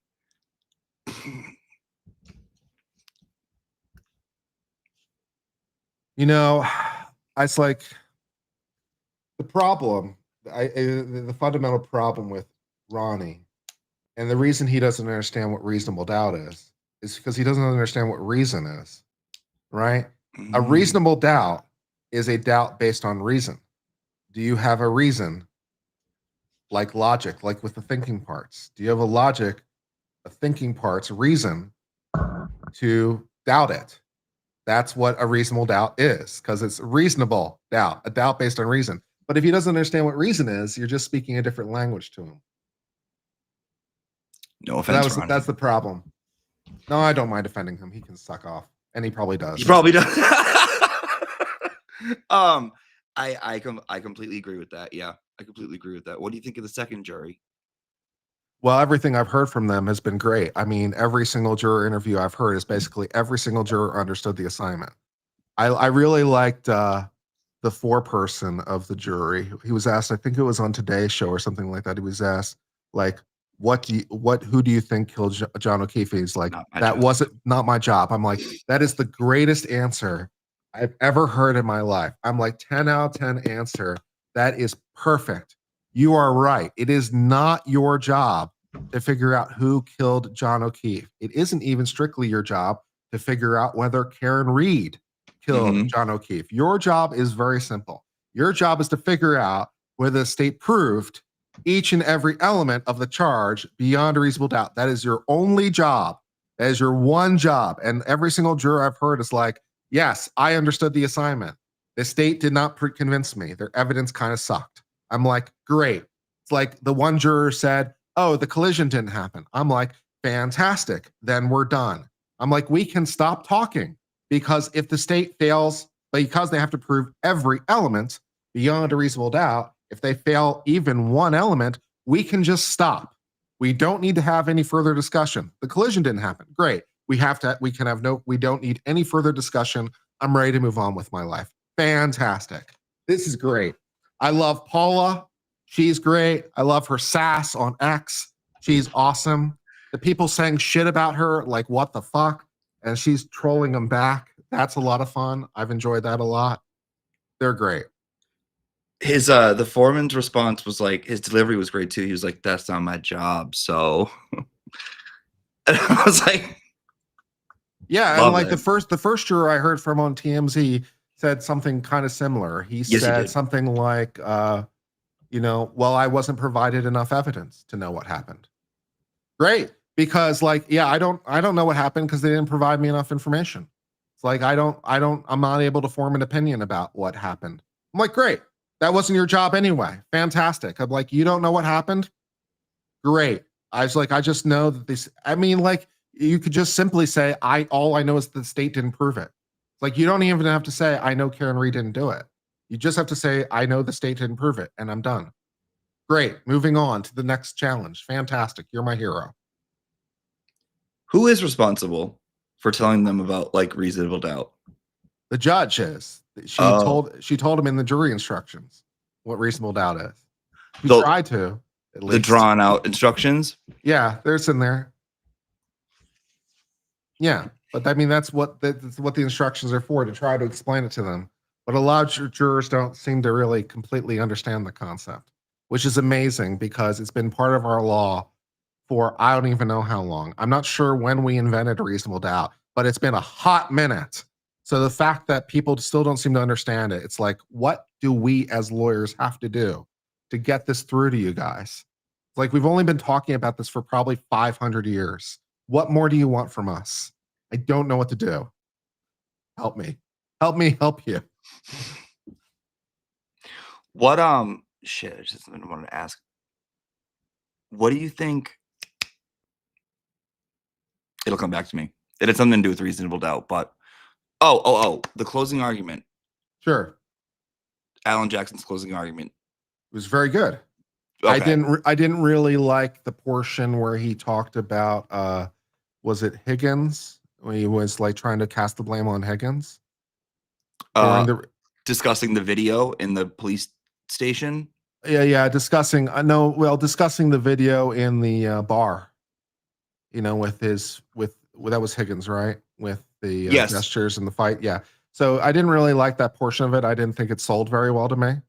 So that was a critique. I understood why I was trying to do it, because you need to sort of give the jury a viable alternative suspect. Mm-hmm. So I understand that, but it just didn't really sell very well to me in the presentation. Everything else about it I thought was pretty great, as opposed to Brennan, where I thought the first half of his closing was just like, I couldn't even follow it. It was just such disaster. He got better in the second half. The first half was load. It was like an ode to Mrs. O'Keefe.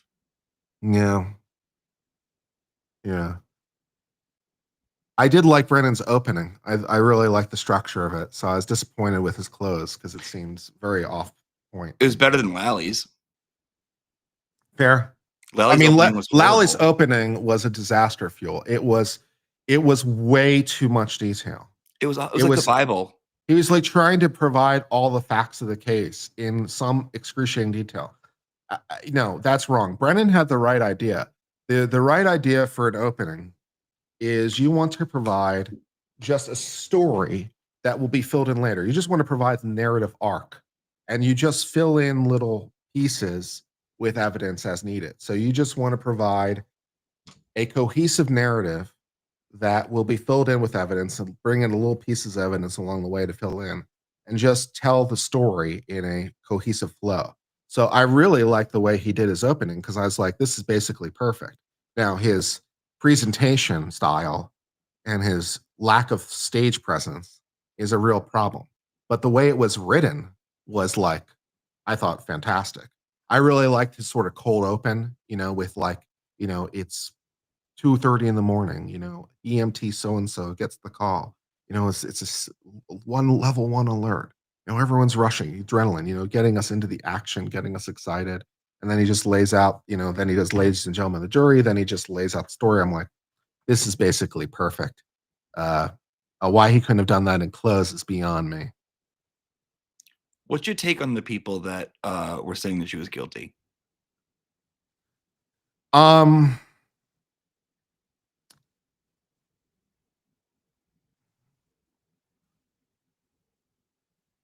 I think that the best that can be said for them is they are just not applying the right legal standard. They're trying to Occam's razor this, I think, is the best good faith interpretation of what they're doing. They're trying to look for the explanation that provides the fewest assumption. And if you believe the taillight pieces were on that lawn the whole time, if you believe that gets you a long way. Because how will the taillight pieces get there but for some kind of collision? And what did she collide with except for John O'Keefe or parts of him? And so that is the best good faith interpretation, because that the pieces were always there does make fewer assumptions than there was a conspiracy to plant them. Because that requires more assumptions about the police and conduct and potentially a conspiracy and deliberation to plan it and all the rest of it, as opposed to just straight incompetence. And also, there's a great maxim of logic, which I forget what it's called, but basically, don't go to malice right away, because incompetence is always a viable option. Incompetence is an easier way to explain something. People aren't malicious; they're just bad at their job. And so the failures of the police could just be because they're idiots as opposed to malicious. So assuming idiocy as opposed to malicious is an easier assumption, or a less demanding assumption. So that's the best good faith interpretation of it. That they think the pieces were always there, and they think that, Karen Reed caused a collision, and they think that she's guilty of murder and got away with murder. And it's like, well, even if you think all those things are true, then your blame should really be on the government for fucking this up. Because if she did commit the murder, or she did commit the killing, then the failure of the state to have proper evidentiary standards, have proper evidence collection standards, evidence processing standards, solo cups, missing logs, evidence in someone's trunk for a month, and so on, and Proctor, and so on, and so on, and so on. It's like, well, if she did get away with murder, it's because the state fucked this up. So blame them, But I think that's the best good faith interpretation of the whole thing. The bad faith interpretation is they think Karen Read is kind of bitchy and they want to convict her because they think she's a bitch. Yeah. How much of this do you think was malicious and how much do you think was just being dumb? If you had to do like a ratio. In your own opinion, not like legally, not like what they prove, like it's just you as you. What do you think? I think something is rotten in the state of Denmark. How deep the rottenness goes is still an open question, but something is off. If you had to take a guess. In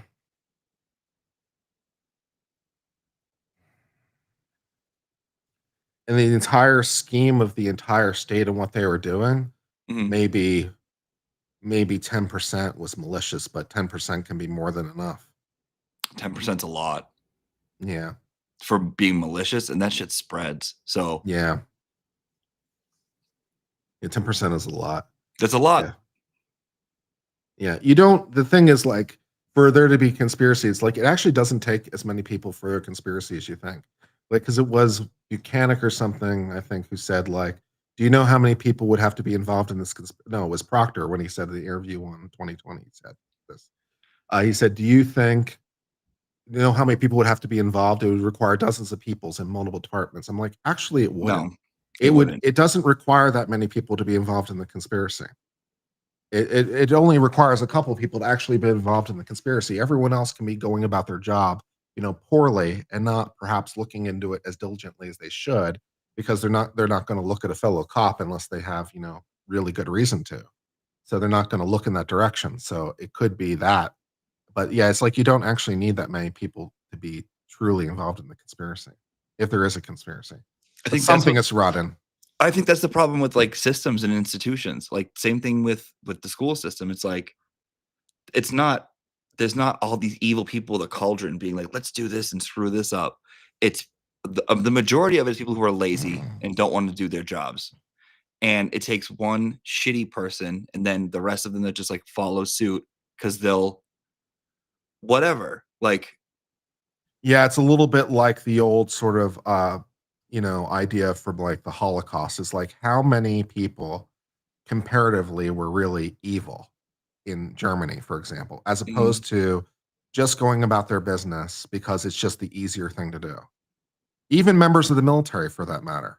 It's like, and not to say what they didn't do is wrong, but I don't think necessarily all of them were like malicious in the first instance, as opposed to just going along and not rocking the boat because it's the easier thing to do.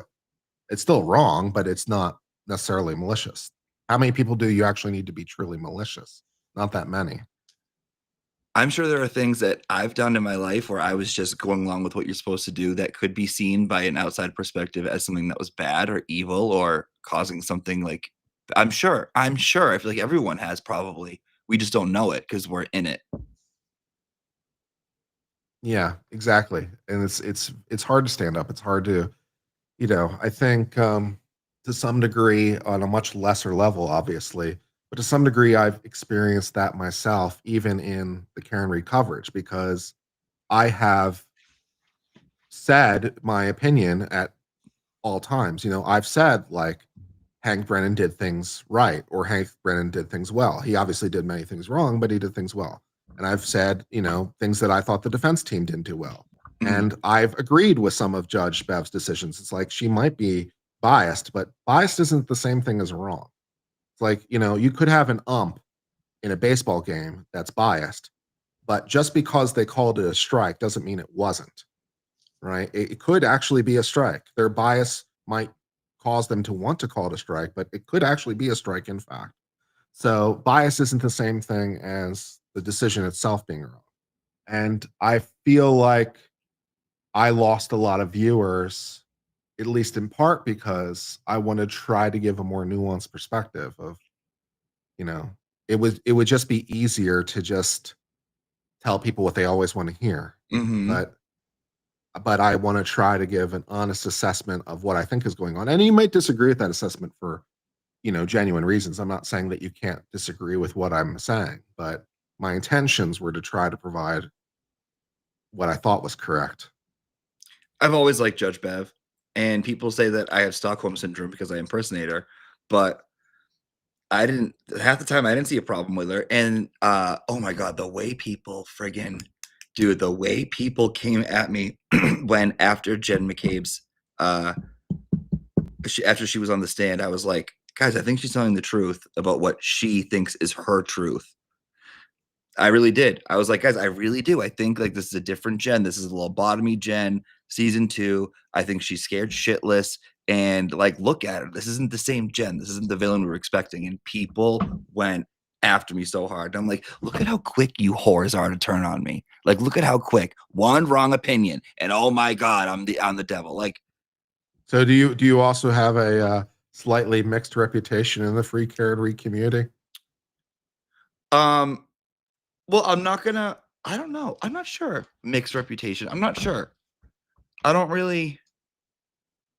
know. I just say what I see, and that's not a lie. I'm not gonna, like you said, I'm not gonna say something just to please you.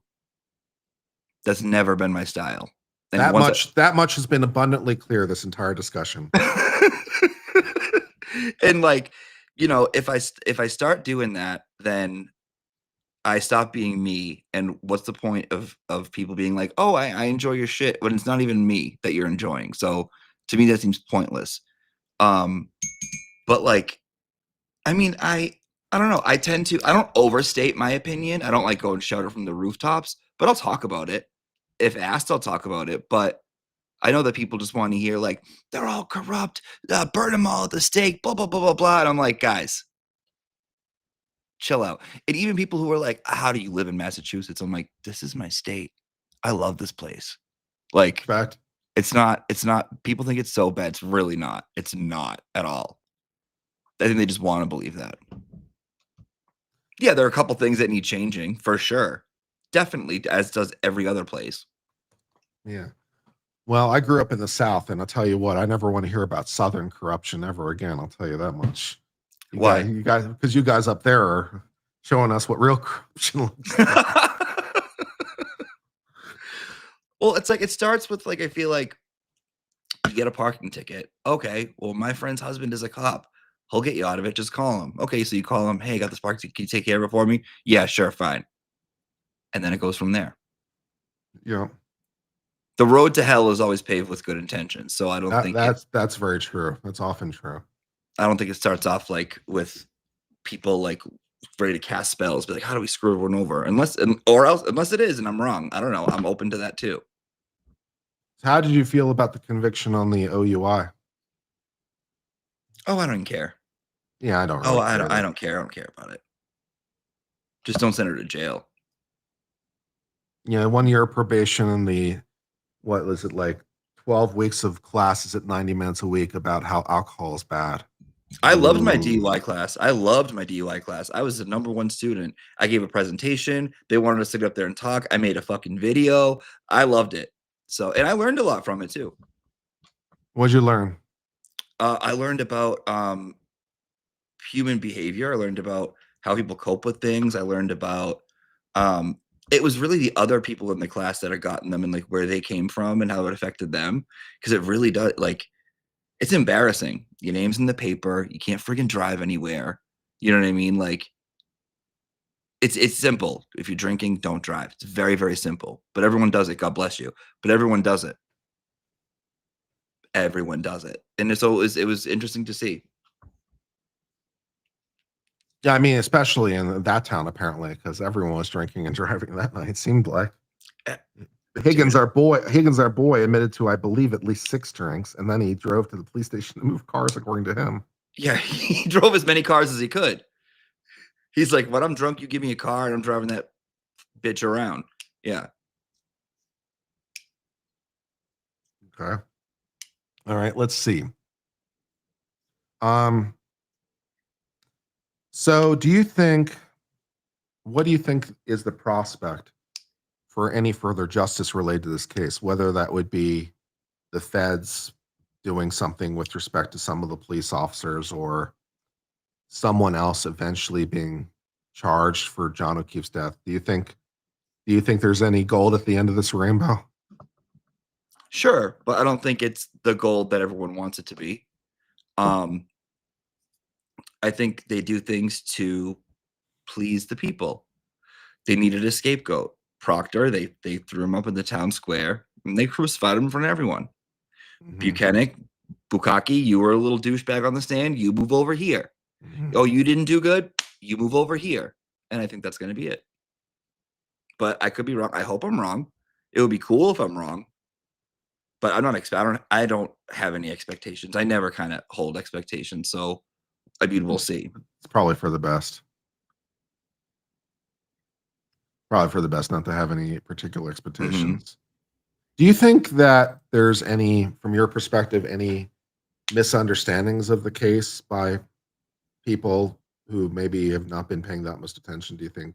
Yes, okay. Of course. Yes. What do you think? What do you think the most common misconceptions are in your view? That the Alberts and the McCabe's are the bad guys. Okay. I think if anyone else, I mean, are they in this story? Yes, but I look at it as, why did this happen? How did this happen? How was this allowed to happen? And it was allowed to happen because of people higher up, the whole system in place. You gotta throw a grenade in the system and rebuild, because this is allowed to happen and this isn't unique. Cover-ups aren't unique. Corruption is not unique. Murder cases aren't unique. They just got caught. In my opinion, I think they have their things to learn and whatever, but I don't think they are the final boss or the number one villain in this situation. So who do you think is the villain of the story? Oh God, it's the systems. It's Colin? No, I don't think it's one person. I think it's the systems in place. It's the systems in place. I mean, someone killed John O'Keefe. Oh, who do I think? Oh, what do I think? Like that? You mean? I'm talking about like allowing someone to face life in prison for something they didn't do. But for the death of John O'Keefe, I would say Higgy. That's Higgy all day. He seems like too much of a pussy. He's angry. He has something to prove. He wants to be a big boy in front of his big boy friends. It was a crime of the heart. He thought he had found the one. He thought he was in love. She was beautiful, blah, blah, blah, blah, blah, blah, blah, blah, blah. Goes in, sees her with John. Why isn't she with me? Right? Why am I always the bridesmaid, never the bride? Sees them out. They're all drunk. He'd been with Brian Albert all day long in the car. They had a 4-hour drive together. You know he's talking to him about what's going on. You know he's telling Brian Albert that they hooked up or whatever. Obviously, Brian Albert's a douche. So, you know, Brian's like, fuck that guy, blah, blah, blah. And he's getting all his fucking pumped up. They go out, they booze. They go back to Brian Albert's house. If anyone even knows what happened, I don't know. They were all trashed. One thing leads to another. You push a little too hard. You punch a little too hard. It's icy. Things happen. Okay, could be. I understand that you have some cool music on your channel. You do? You understand that? Apparently, that's what my moderator said. Yes, I just had I did 2 songs recently. One is Your Game Is Whack, which is a rap song based on I Got a Man by Positive K. I don't know if you remember that song. I got a man. What's your man got to do with me? From the 90s. And it's Higgins and Karen. It's based off their text messages. And then I have Garage, which is a Vanessa Williams parody of Sometimes the Snow Comes Down in June. And it's about Kelly Deaver. And it's about how come you can't pronounce garage? Okay, and then I say you also have one called Angry Deaver that's a minute long. Oh, that's based on Angry Beavers, the intro song to the show Angry Beavers. And it's just her, and it's Angry Deaver. Well, I'd like to play a little bit of one of these it. songs. So which of these songs should we play? My chat is recommending the Game is Whack one, but is there one you prefer? Game is Whack or Garage, but as long as I'm not watching people watch it, I'll be happy because that makes me very uncomfortable. All right, we'll go with Game is Whack. Put that on screen for a second. Go for it. I can do it so that you're not on screen. Oh, let me see. I want to make sure it won't. It's not gonna. I don't think it's gonna. I don't think it's copyrighted, but let me see. Let me just make sure before you do it. So I don't want to screw you over. Well, you gave me permission, so I just but counterclaim. But they might get you because of the instrumentals. Oh. From Positive K, but give me 1 second. No, you should be good. You should be good. All right. So let's just give this a shot and see what this turns out to be. All right. So let's watch a little bit of this Game is Whack for a minute. Do you remember the text? Yeah, of course I remember the text. And yeah, all right. All right, let's watch this for a second. All right, shutting my camera off. All right, there you go.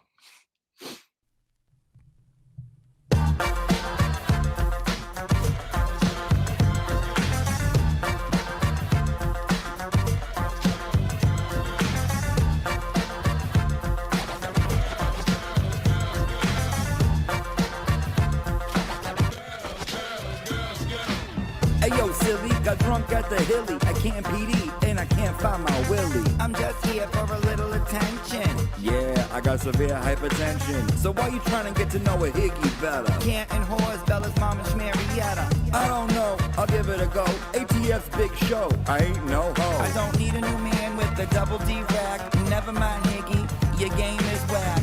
You're the whacker to my weed. Your game is whack. I'm not trying to hear that, see? I'm not one of the girls trying to get locked down. Prince Higgy, baby, Jameson Crown. I get down with the hilly low comp ticket. 16 whiskeys is how I kick it. And you get excited for a midnight snack. I already told you, your game is whack. You're the whacker to my weed. Your game is whack. I'm not trying to hear that, see? Your game is whack. You're the whacker to my weed. Your game is whack. I'm not trying to hear that. I like sleeping alone. This won't go all night. A little needy and strange. It's true love at first sight. I'm the real deal. I do what I gotta do. From the rip, my whole heart's for you. Your whole heart is not for me. Not a half, not a quarter, not a clogged artery. You know what's the problem? You're trouble and you're hot. I'm big, thick neck daddy Higgy. He's not. I got a question, not to be rude. Are you queer? Cause you keep calling me dude. Are you glad that you had walked me out? No self-doubt and you didn't cop out. No last words, I'll just mutter abide. Don't diss the caterpillar and sweat the butterfly. All of them girls must have got you gas. And when they see a good thing, they don't triple bypass. Well, for this town, that's right on track. Cause for me, your game's too whack. Wow, that is just truly unbelievable, amazing. I love all those things. That is great. That was fun. That was fun to make. That was fun. I love the wig, man. Oh, that's my Jen McCabe, and I had to turn her into she's right here. So she was originally Jen, and then I had to put a little. It was actually no, originally it was Nicole Albert, and then I did L'Oreal Root touch up to make her Jen because I only had like $20, and then she got more and more crazy, and I was like, oh, she's evil Jen, and then I conditioned her, and I'm like, oh, she's Karen. So she changed. I thought that was the judge wig. No, that's this one.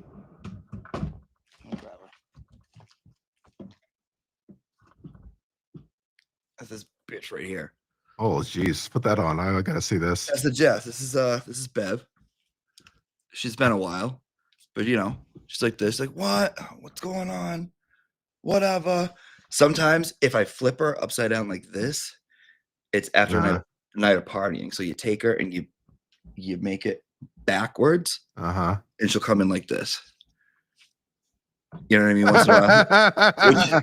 What do you think? Jim's been like rocking her in chambers for a little bit, and then where's Madam Court Reporter? I got her wig in here too somewhere. You got one from Madam Court Reporter. Do you have the mask, dude? Oh yeah, I got the CPAP machine. Okay, yeah, I gotta see this. This is good. Let's see some costumes. Cosplay for me, bitch. Let's get. Let me grab it. Hold on. This is This is season 2 Madam Court Reporter. Let's see. Here's part of the CPAP machine. Here's the rap judge wig. Oh yeah. Here's Miss Hyde once in a while. Put her on. Do Jessica Hyde, where she's like, it's Georgetown University, actually, not George Mason. Thank you. Thank you so much. Jesus Christ, that woman. Oh my God. Can you believe that woman was a Marine? Can you believe that shit? Of course I can. I love Jessica Hyde. She doesn't sound, look, or present herself anything like a Marine. She's a woman full of surprises. You don't know what she's packing. Apparently. She had her own business. She got her own website. And everyone was shitting on her, and they're like, "Oh, I bet she's a loser at parties." And I'm like, "I bet she's a blast at parties. She's up there telling Star Wars jokes. You put 2 drinks in her, and she's gonna be backwards crab walking naked on the table doing keg stands." I thought she was a blast. And the way she apologized to Brennan, she's like, "Sorry." And then Alessi said something. He was like, "Do you know Apple this, blah, blah?" And she was like, "I'm unfamiliar with that phrase. Could you repeat that? I've never heard it before. What is that?" I'm like, "Oh, this is a dick swinging contest right here." I loved it. I loved it. You definitely had some unique impressions compared to me. That's fair. It shows that a lot of people see things differently, man. Yeah. That's interesting. And here's the thing. If you see it one way, then other people are seeing it that way. If I see it that way, then people are seeing it. They might not always agree with you, but if you're thinking it, chances are someone else is probably thinking it too. What's your best impression? Like most accurate? Yeah.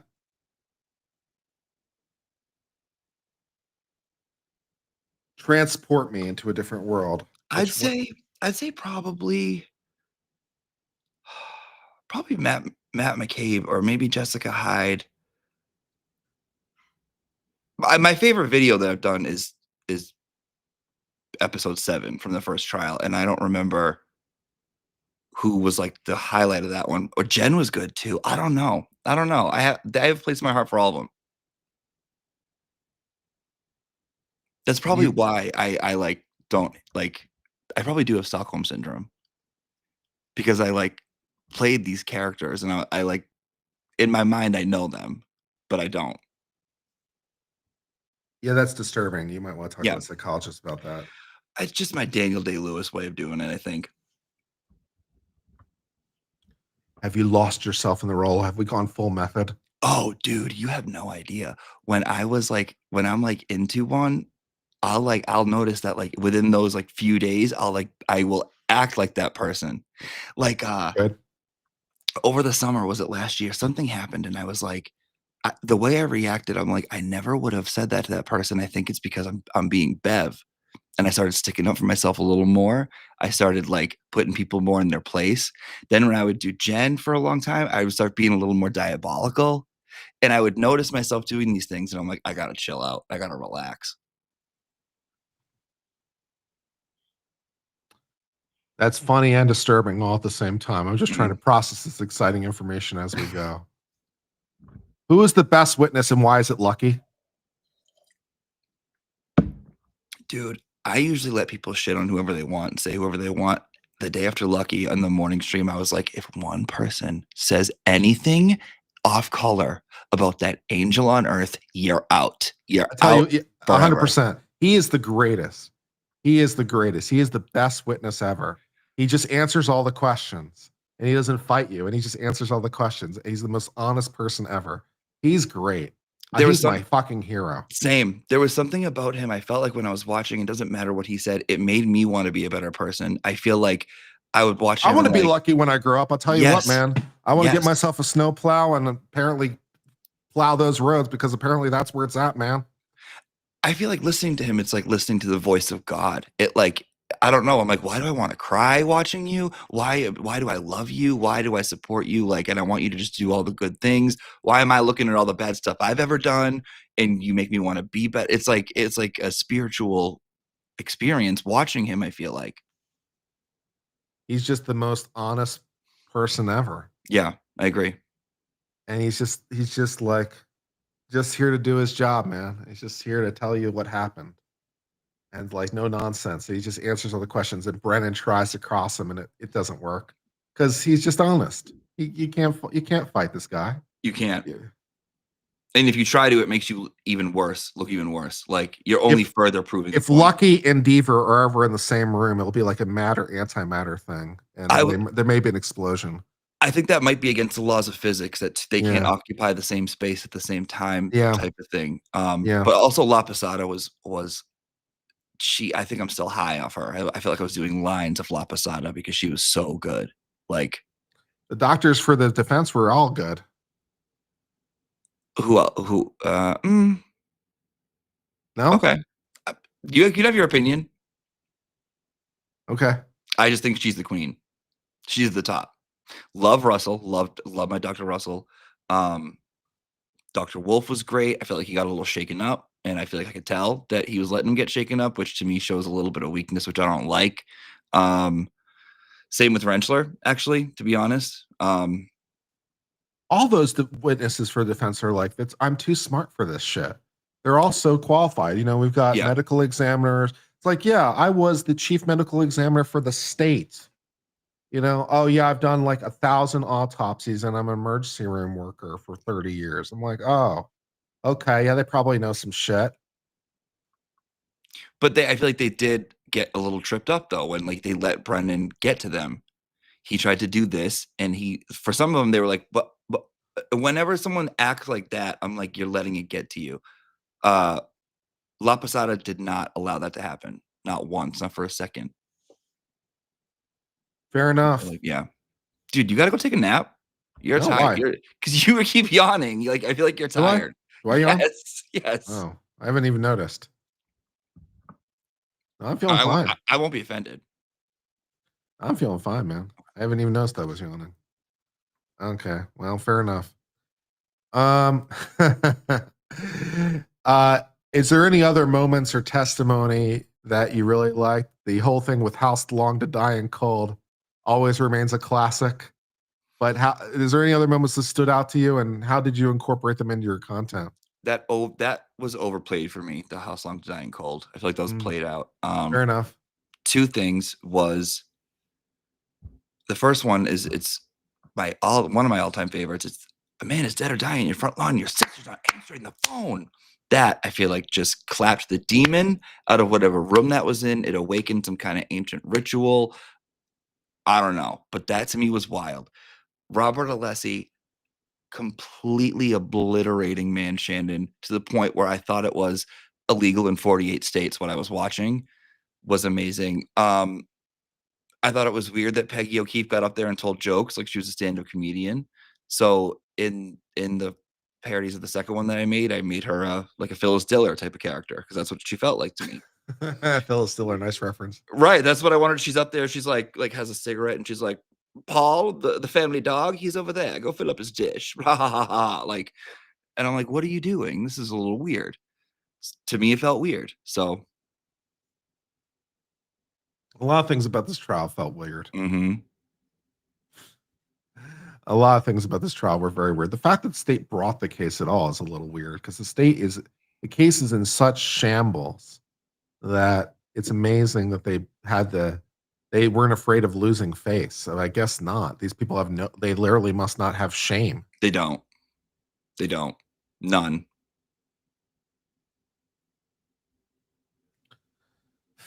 The whole thing has been just a whole bunch of stupid.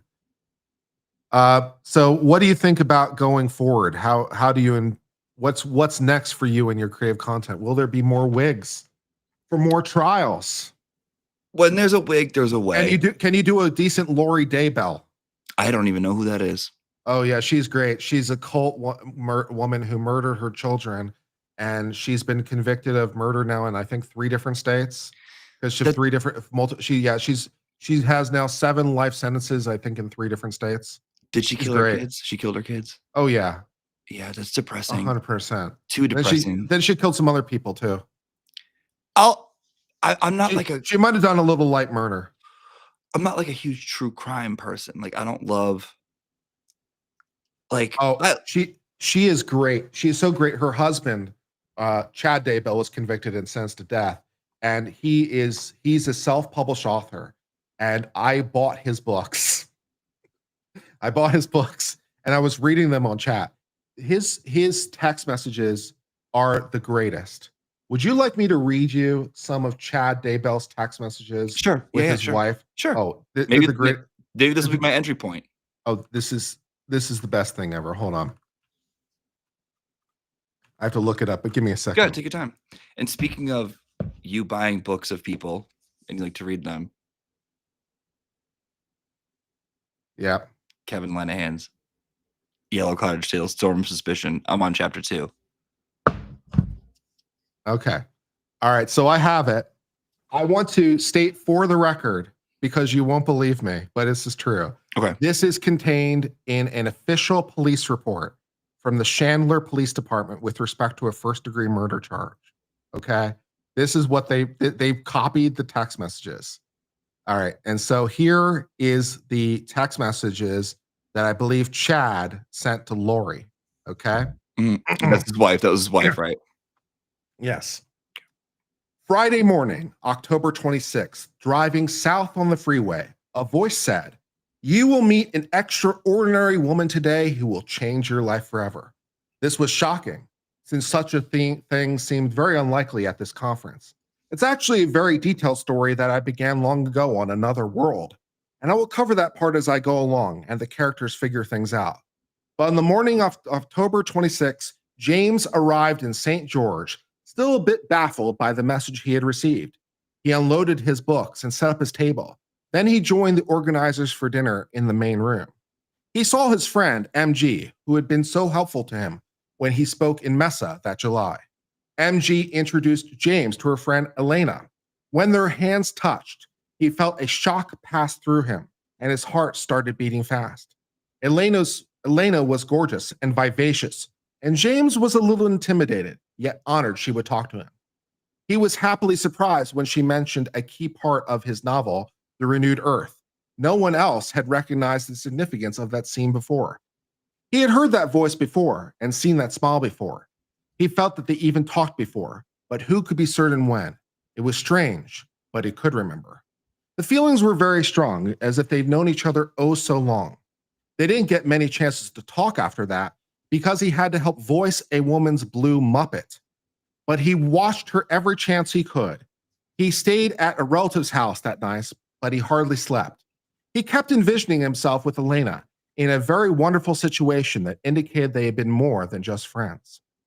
James was the first speaker on Saturday morning, and he knew exactly where Elena was sitting. He made sure to mention the scene from his book that they had discussed the previous evening. He was completely smitten by her and was even nervous of what he would think about the talk as he spoke. But when he would glance at her, she was always attentive and watching him, unlike the rest of the crowd. After his talk, he went to his book table. His talk had gone well, and there was a group gathered around him to buy books. His heart nearly leaped out of his chest when Elena joined him and helped him sell books. She was so beautiful he could hardly concentrate on customers. She strained out the books and gave the books great reviews, although she made him laugh a lot when she kept pushing the youth and fifth volumes of his first series. He could only giggle when people asked if she was his wife, because yes, in fact, she was. She just didn't know it yet. James was definitely having amorous feelings towards Elena as they sold books together. He had not felt this happy in his entire life. He wasn't quite sure this is a woman that voice had told him about. James was ecstatic because he already fallen deeply in love with her. Or better said, he remembered how much he always loved her. Her eyes had mesmerized him from the moment she met. But once the book sales slowed down, she stood near him by a table. They looked deeply into each other's eyes for the first time, and he knew he was in the presence of a goddess. He resisted the impulse to kiss her, but his entire body was on fire. He instinctively knew she was everything he had ever dreamed of. I must clarify that James is a very difficult person to get information of. He's been blessed with great knowledge, but 99% of the people he knows do not realize that. He's very guarded and a great task to gain his trust. But as Elena leaned forward and asked a couple very insightful questions, his heart burst with joy. He knew that she was one of very few people on earth he could trust. James's spirit was so excited by this revelation that it shattered a thick veil that had been placed between these two souls their entire mortal lives. The thick veil had been placed between them because the unique, unparalleled love James and Elena shared in previous lifetimes. That veil had prevented them from finding each other until this appointed day that he would be remembered throughout the heavens as the true beginning of a spectacular mission that would save millions of souls and defeat the forces of darkness.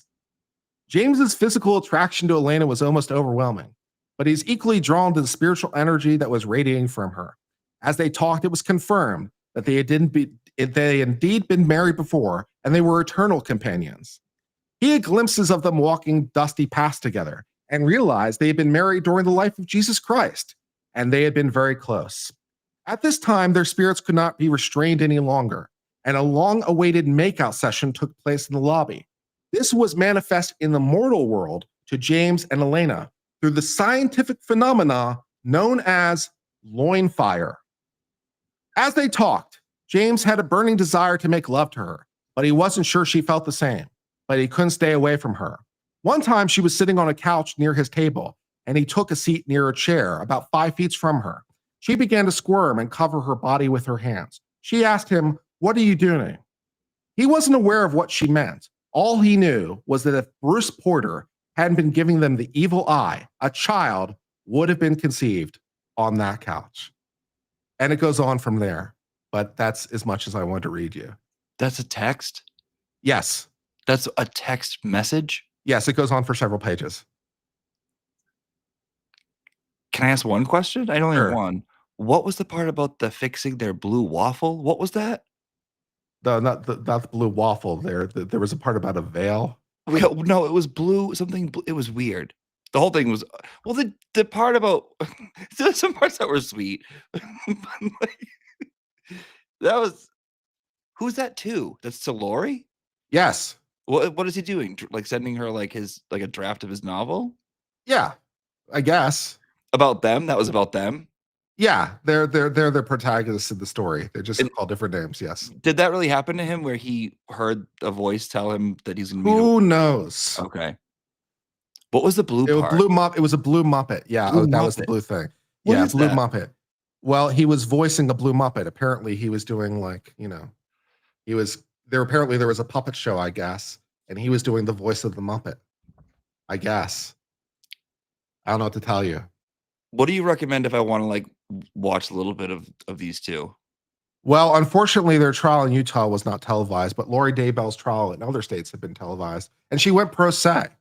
So if you want to watch her defend herself in court, you got that going for you. Is there a video of a little breakdown of what happened, or? I'm sure there is, but yeah, long story short, it's suggested that she killed her children basically to be with her new husband. She's been married multiple times. She's got she's got 5 first names and 3 last names. It's hard to keep track, to be honest. She pretty?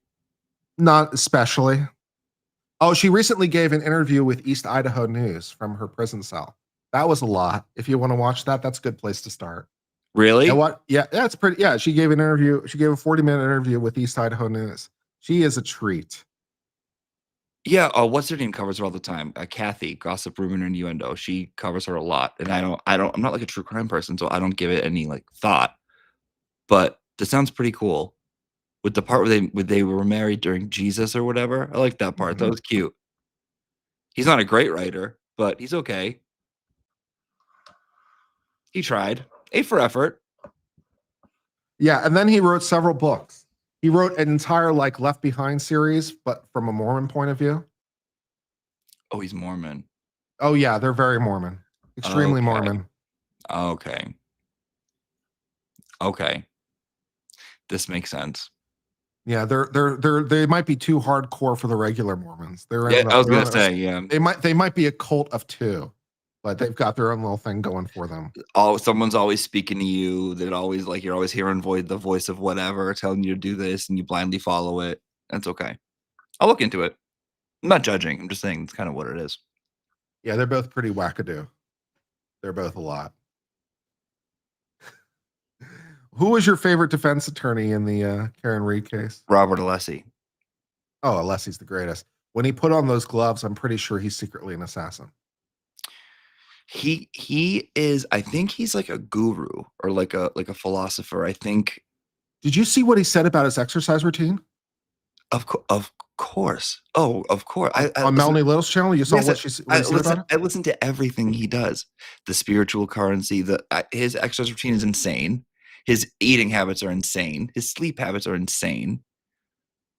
But he's smart. He knows things. I can tell he knows things just about the universe. Smart fucking guy. I mean, for the benefit of people who haven't seen it, yeah, go ahead. I'll play a little bit of it because the man is an absolute total beast. He's a machine. He's a machine. I did a clip of it on my channel, so I'm just going to play the clip from my channel. But he is a total absolute machine. Okay. So let me just play this for a second. All right, and share this. Because I don't know how he does it. This is not fair for any one person to have this much. No shit. I do not ask this question. A lot of people will be mad at me because a lot of people sent me this question, and that is to both of you, but mostly Bob. What is your workout regimen? Do you use any apps for your workouts? And tell us about your nutrition plan or your diet plan, because mostly men sent me that question, and if I don't ask, it was me. Mad at me. Yeah, so David knows my workout plan. I had the great pleasure every once in a while of going to the Equinox and working out in the gym with David. My workout regimen is every second day I work out straight for about 3 hours, 15 minutes, 3 hours, 20 minutes. I do I start with what I call the bike to nowhere, the upright bike, and I do that for about 20, 30 minutes. And then I go lift weights for the rest of the time. And I try to do what I call aerobic lifting, just keep moving from machine to machine. My morning routine, every single morning I get up, I stretch my back and I do core sit-ups. And then I drink 33 ounces of water is the first thing I do in the morning. And you might say, well, it's kind of odd, what 33? I've got a container that's 33 ounces and I down it. And I don't drink coffee. I don't drink tea. And so, that's my regimen. I used to do it every other day, but as you get older, you need more recovery time. And in terms of food, I had the great blessing of my wife, again, who's a prosecutor who basically went in the kitchen and cooked all my meals. And I've got an upside down diet. And I have dinner for breakfast. I have dinner for lunch. And then I start having breakfast for dinner, and I just eat. I'm eating like every 2 hours, and I'm up. I sleep about 2 hours and 30 minutes a night. And so I'm burning a lot of calories. So I have to eat a lot. And everybody was patient with me because when we were preparing, at night, and we'd be in my hotel room, and everybody knew, okay, Bob's going to go have his oatmeal now. He's going to go make his salad. And so it's every 2 hours I'm having food. But that is a summary of my routine. I skip rope.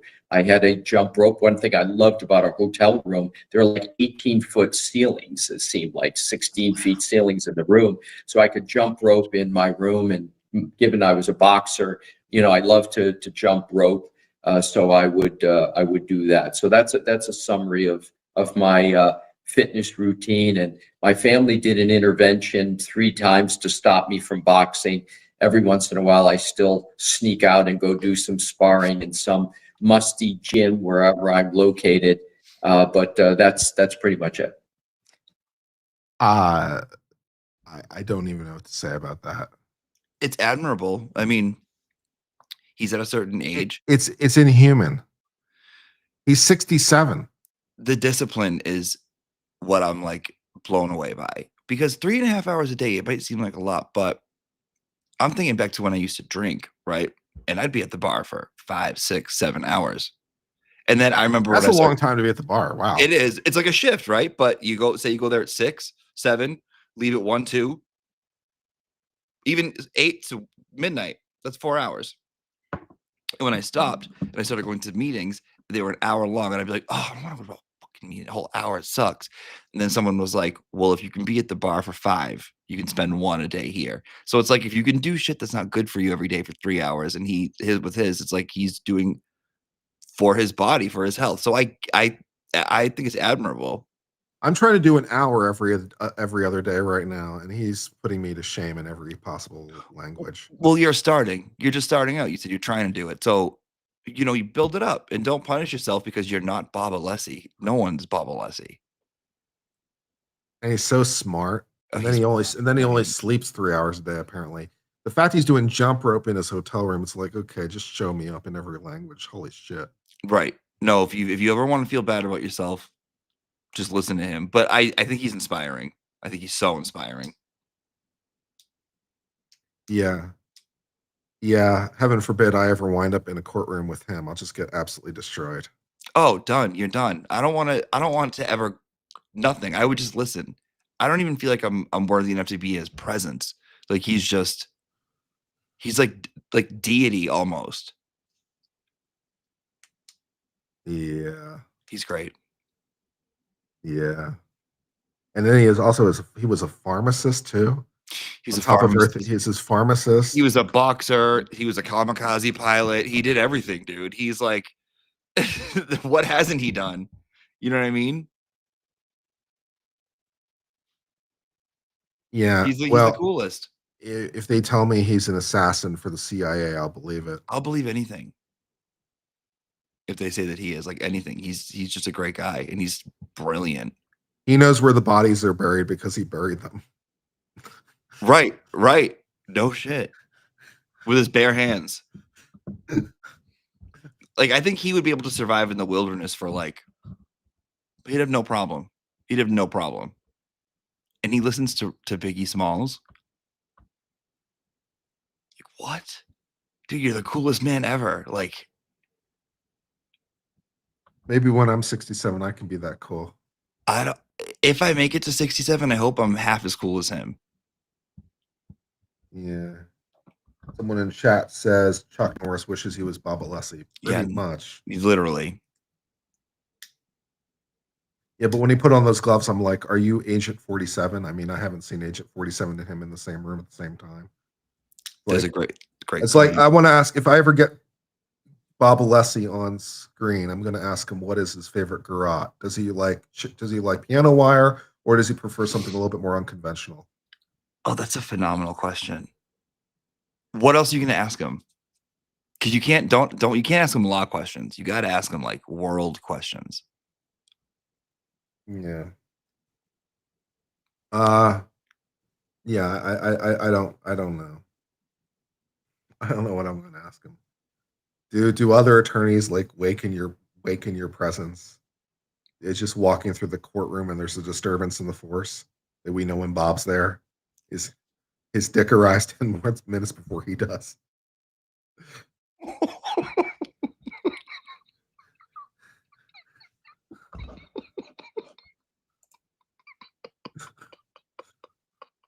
Oh my god! Are you going to ask him that? Yeah, sure. Why not? No, you won't. Don't. Oh, you can't. Oh my god, are you gonna? You can't ask him that. That's like asking Jesus that question. You're gonna ask him about his. I'll make sure it's an interview he won't forget. That's for sure. We'll do the unconventional thing. It'll be good.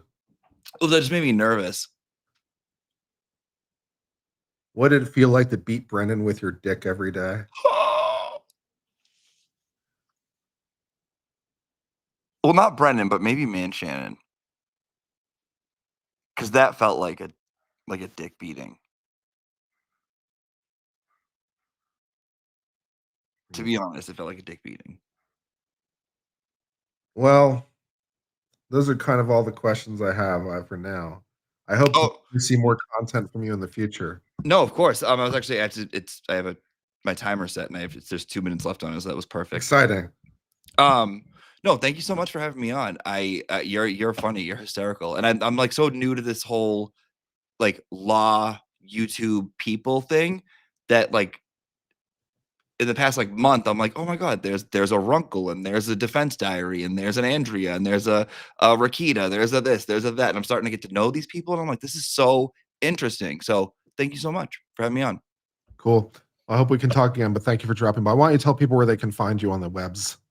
Oh, you can find me on YouTube. It's Aunti Deb 3Bs. You can find me on Twitter, Aunti Deb 3Bs, and My phone number is probably etched into the bathroom stall of every men's room on the Eastern Seaboard, and that's about it. All right, cool. All right, hold on. I got to figure out what it. Boom, boom, boom. Okay. All right, Kurt, it was nice to meet you. Thank you so much. And thank you, Miss Mandy, for reaching out. All right, thanks. All right, thanks for dropping by. See ya. All right, that was our good friend, Aunti Deb, Aunti Bev. I enjoyed that interview. I hope you did too. That was a lot of fun. Very good. Excellent. So that was worth it. We had a good time. So, yeah.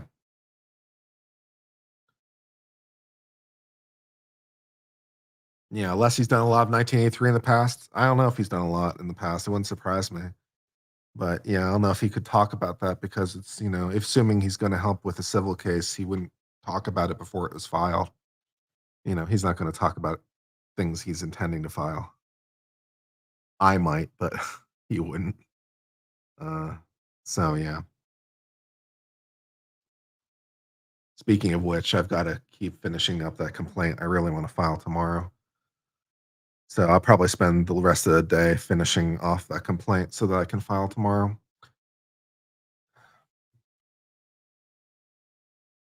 What do you think Alan said he isn't done? I don't know. I don't know what he meant by that. I don't know what he meant by that. Maybe he's planning on suing somebody, suing the state. I mean, yeah, he can try to sue the state. It's going to be tricky for the same reasons it always is. But, if anyone can do it, Alessi and Jackson can. So if anyone can figure out a way, they can figure out a way. But yeah. All right, guys, I'm going to let you go for now. I've enjoyed our time together. Keep looking out for that daily content. We had a thing that posted today at noon, so you can check that out. I hope you guys are liking that. And it's working out for you guys. So hopefully all those things. All right. Until later, I've been Uncivil Law for now. Cheers and goodbye.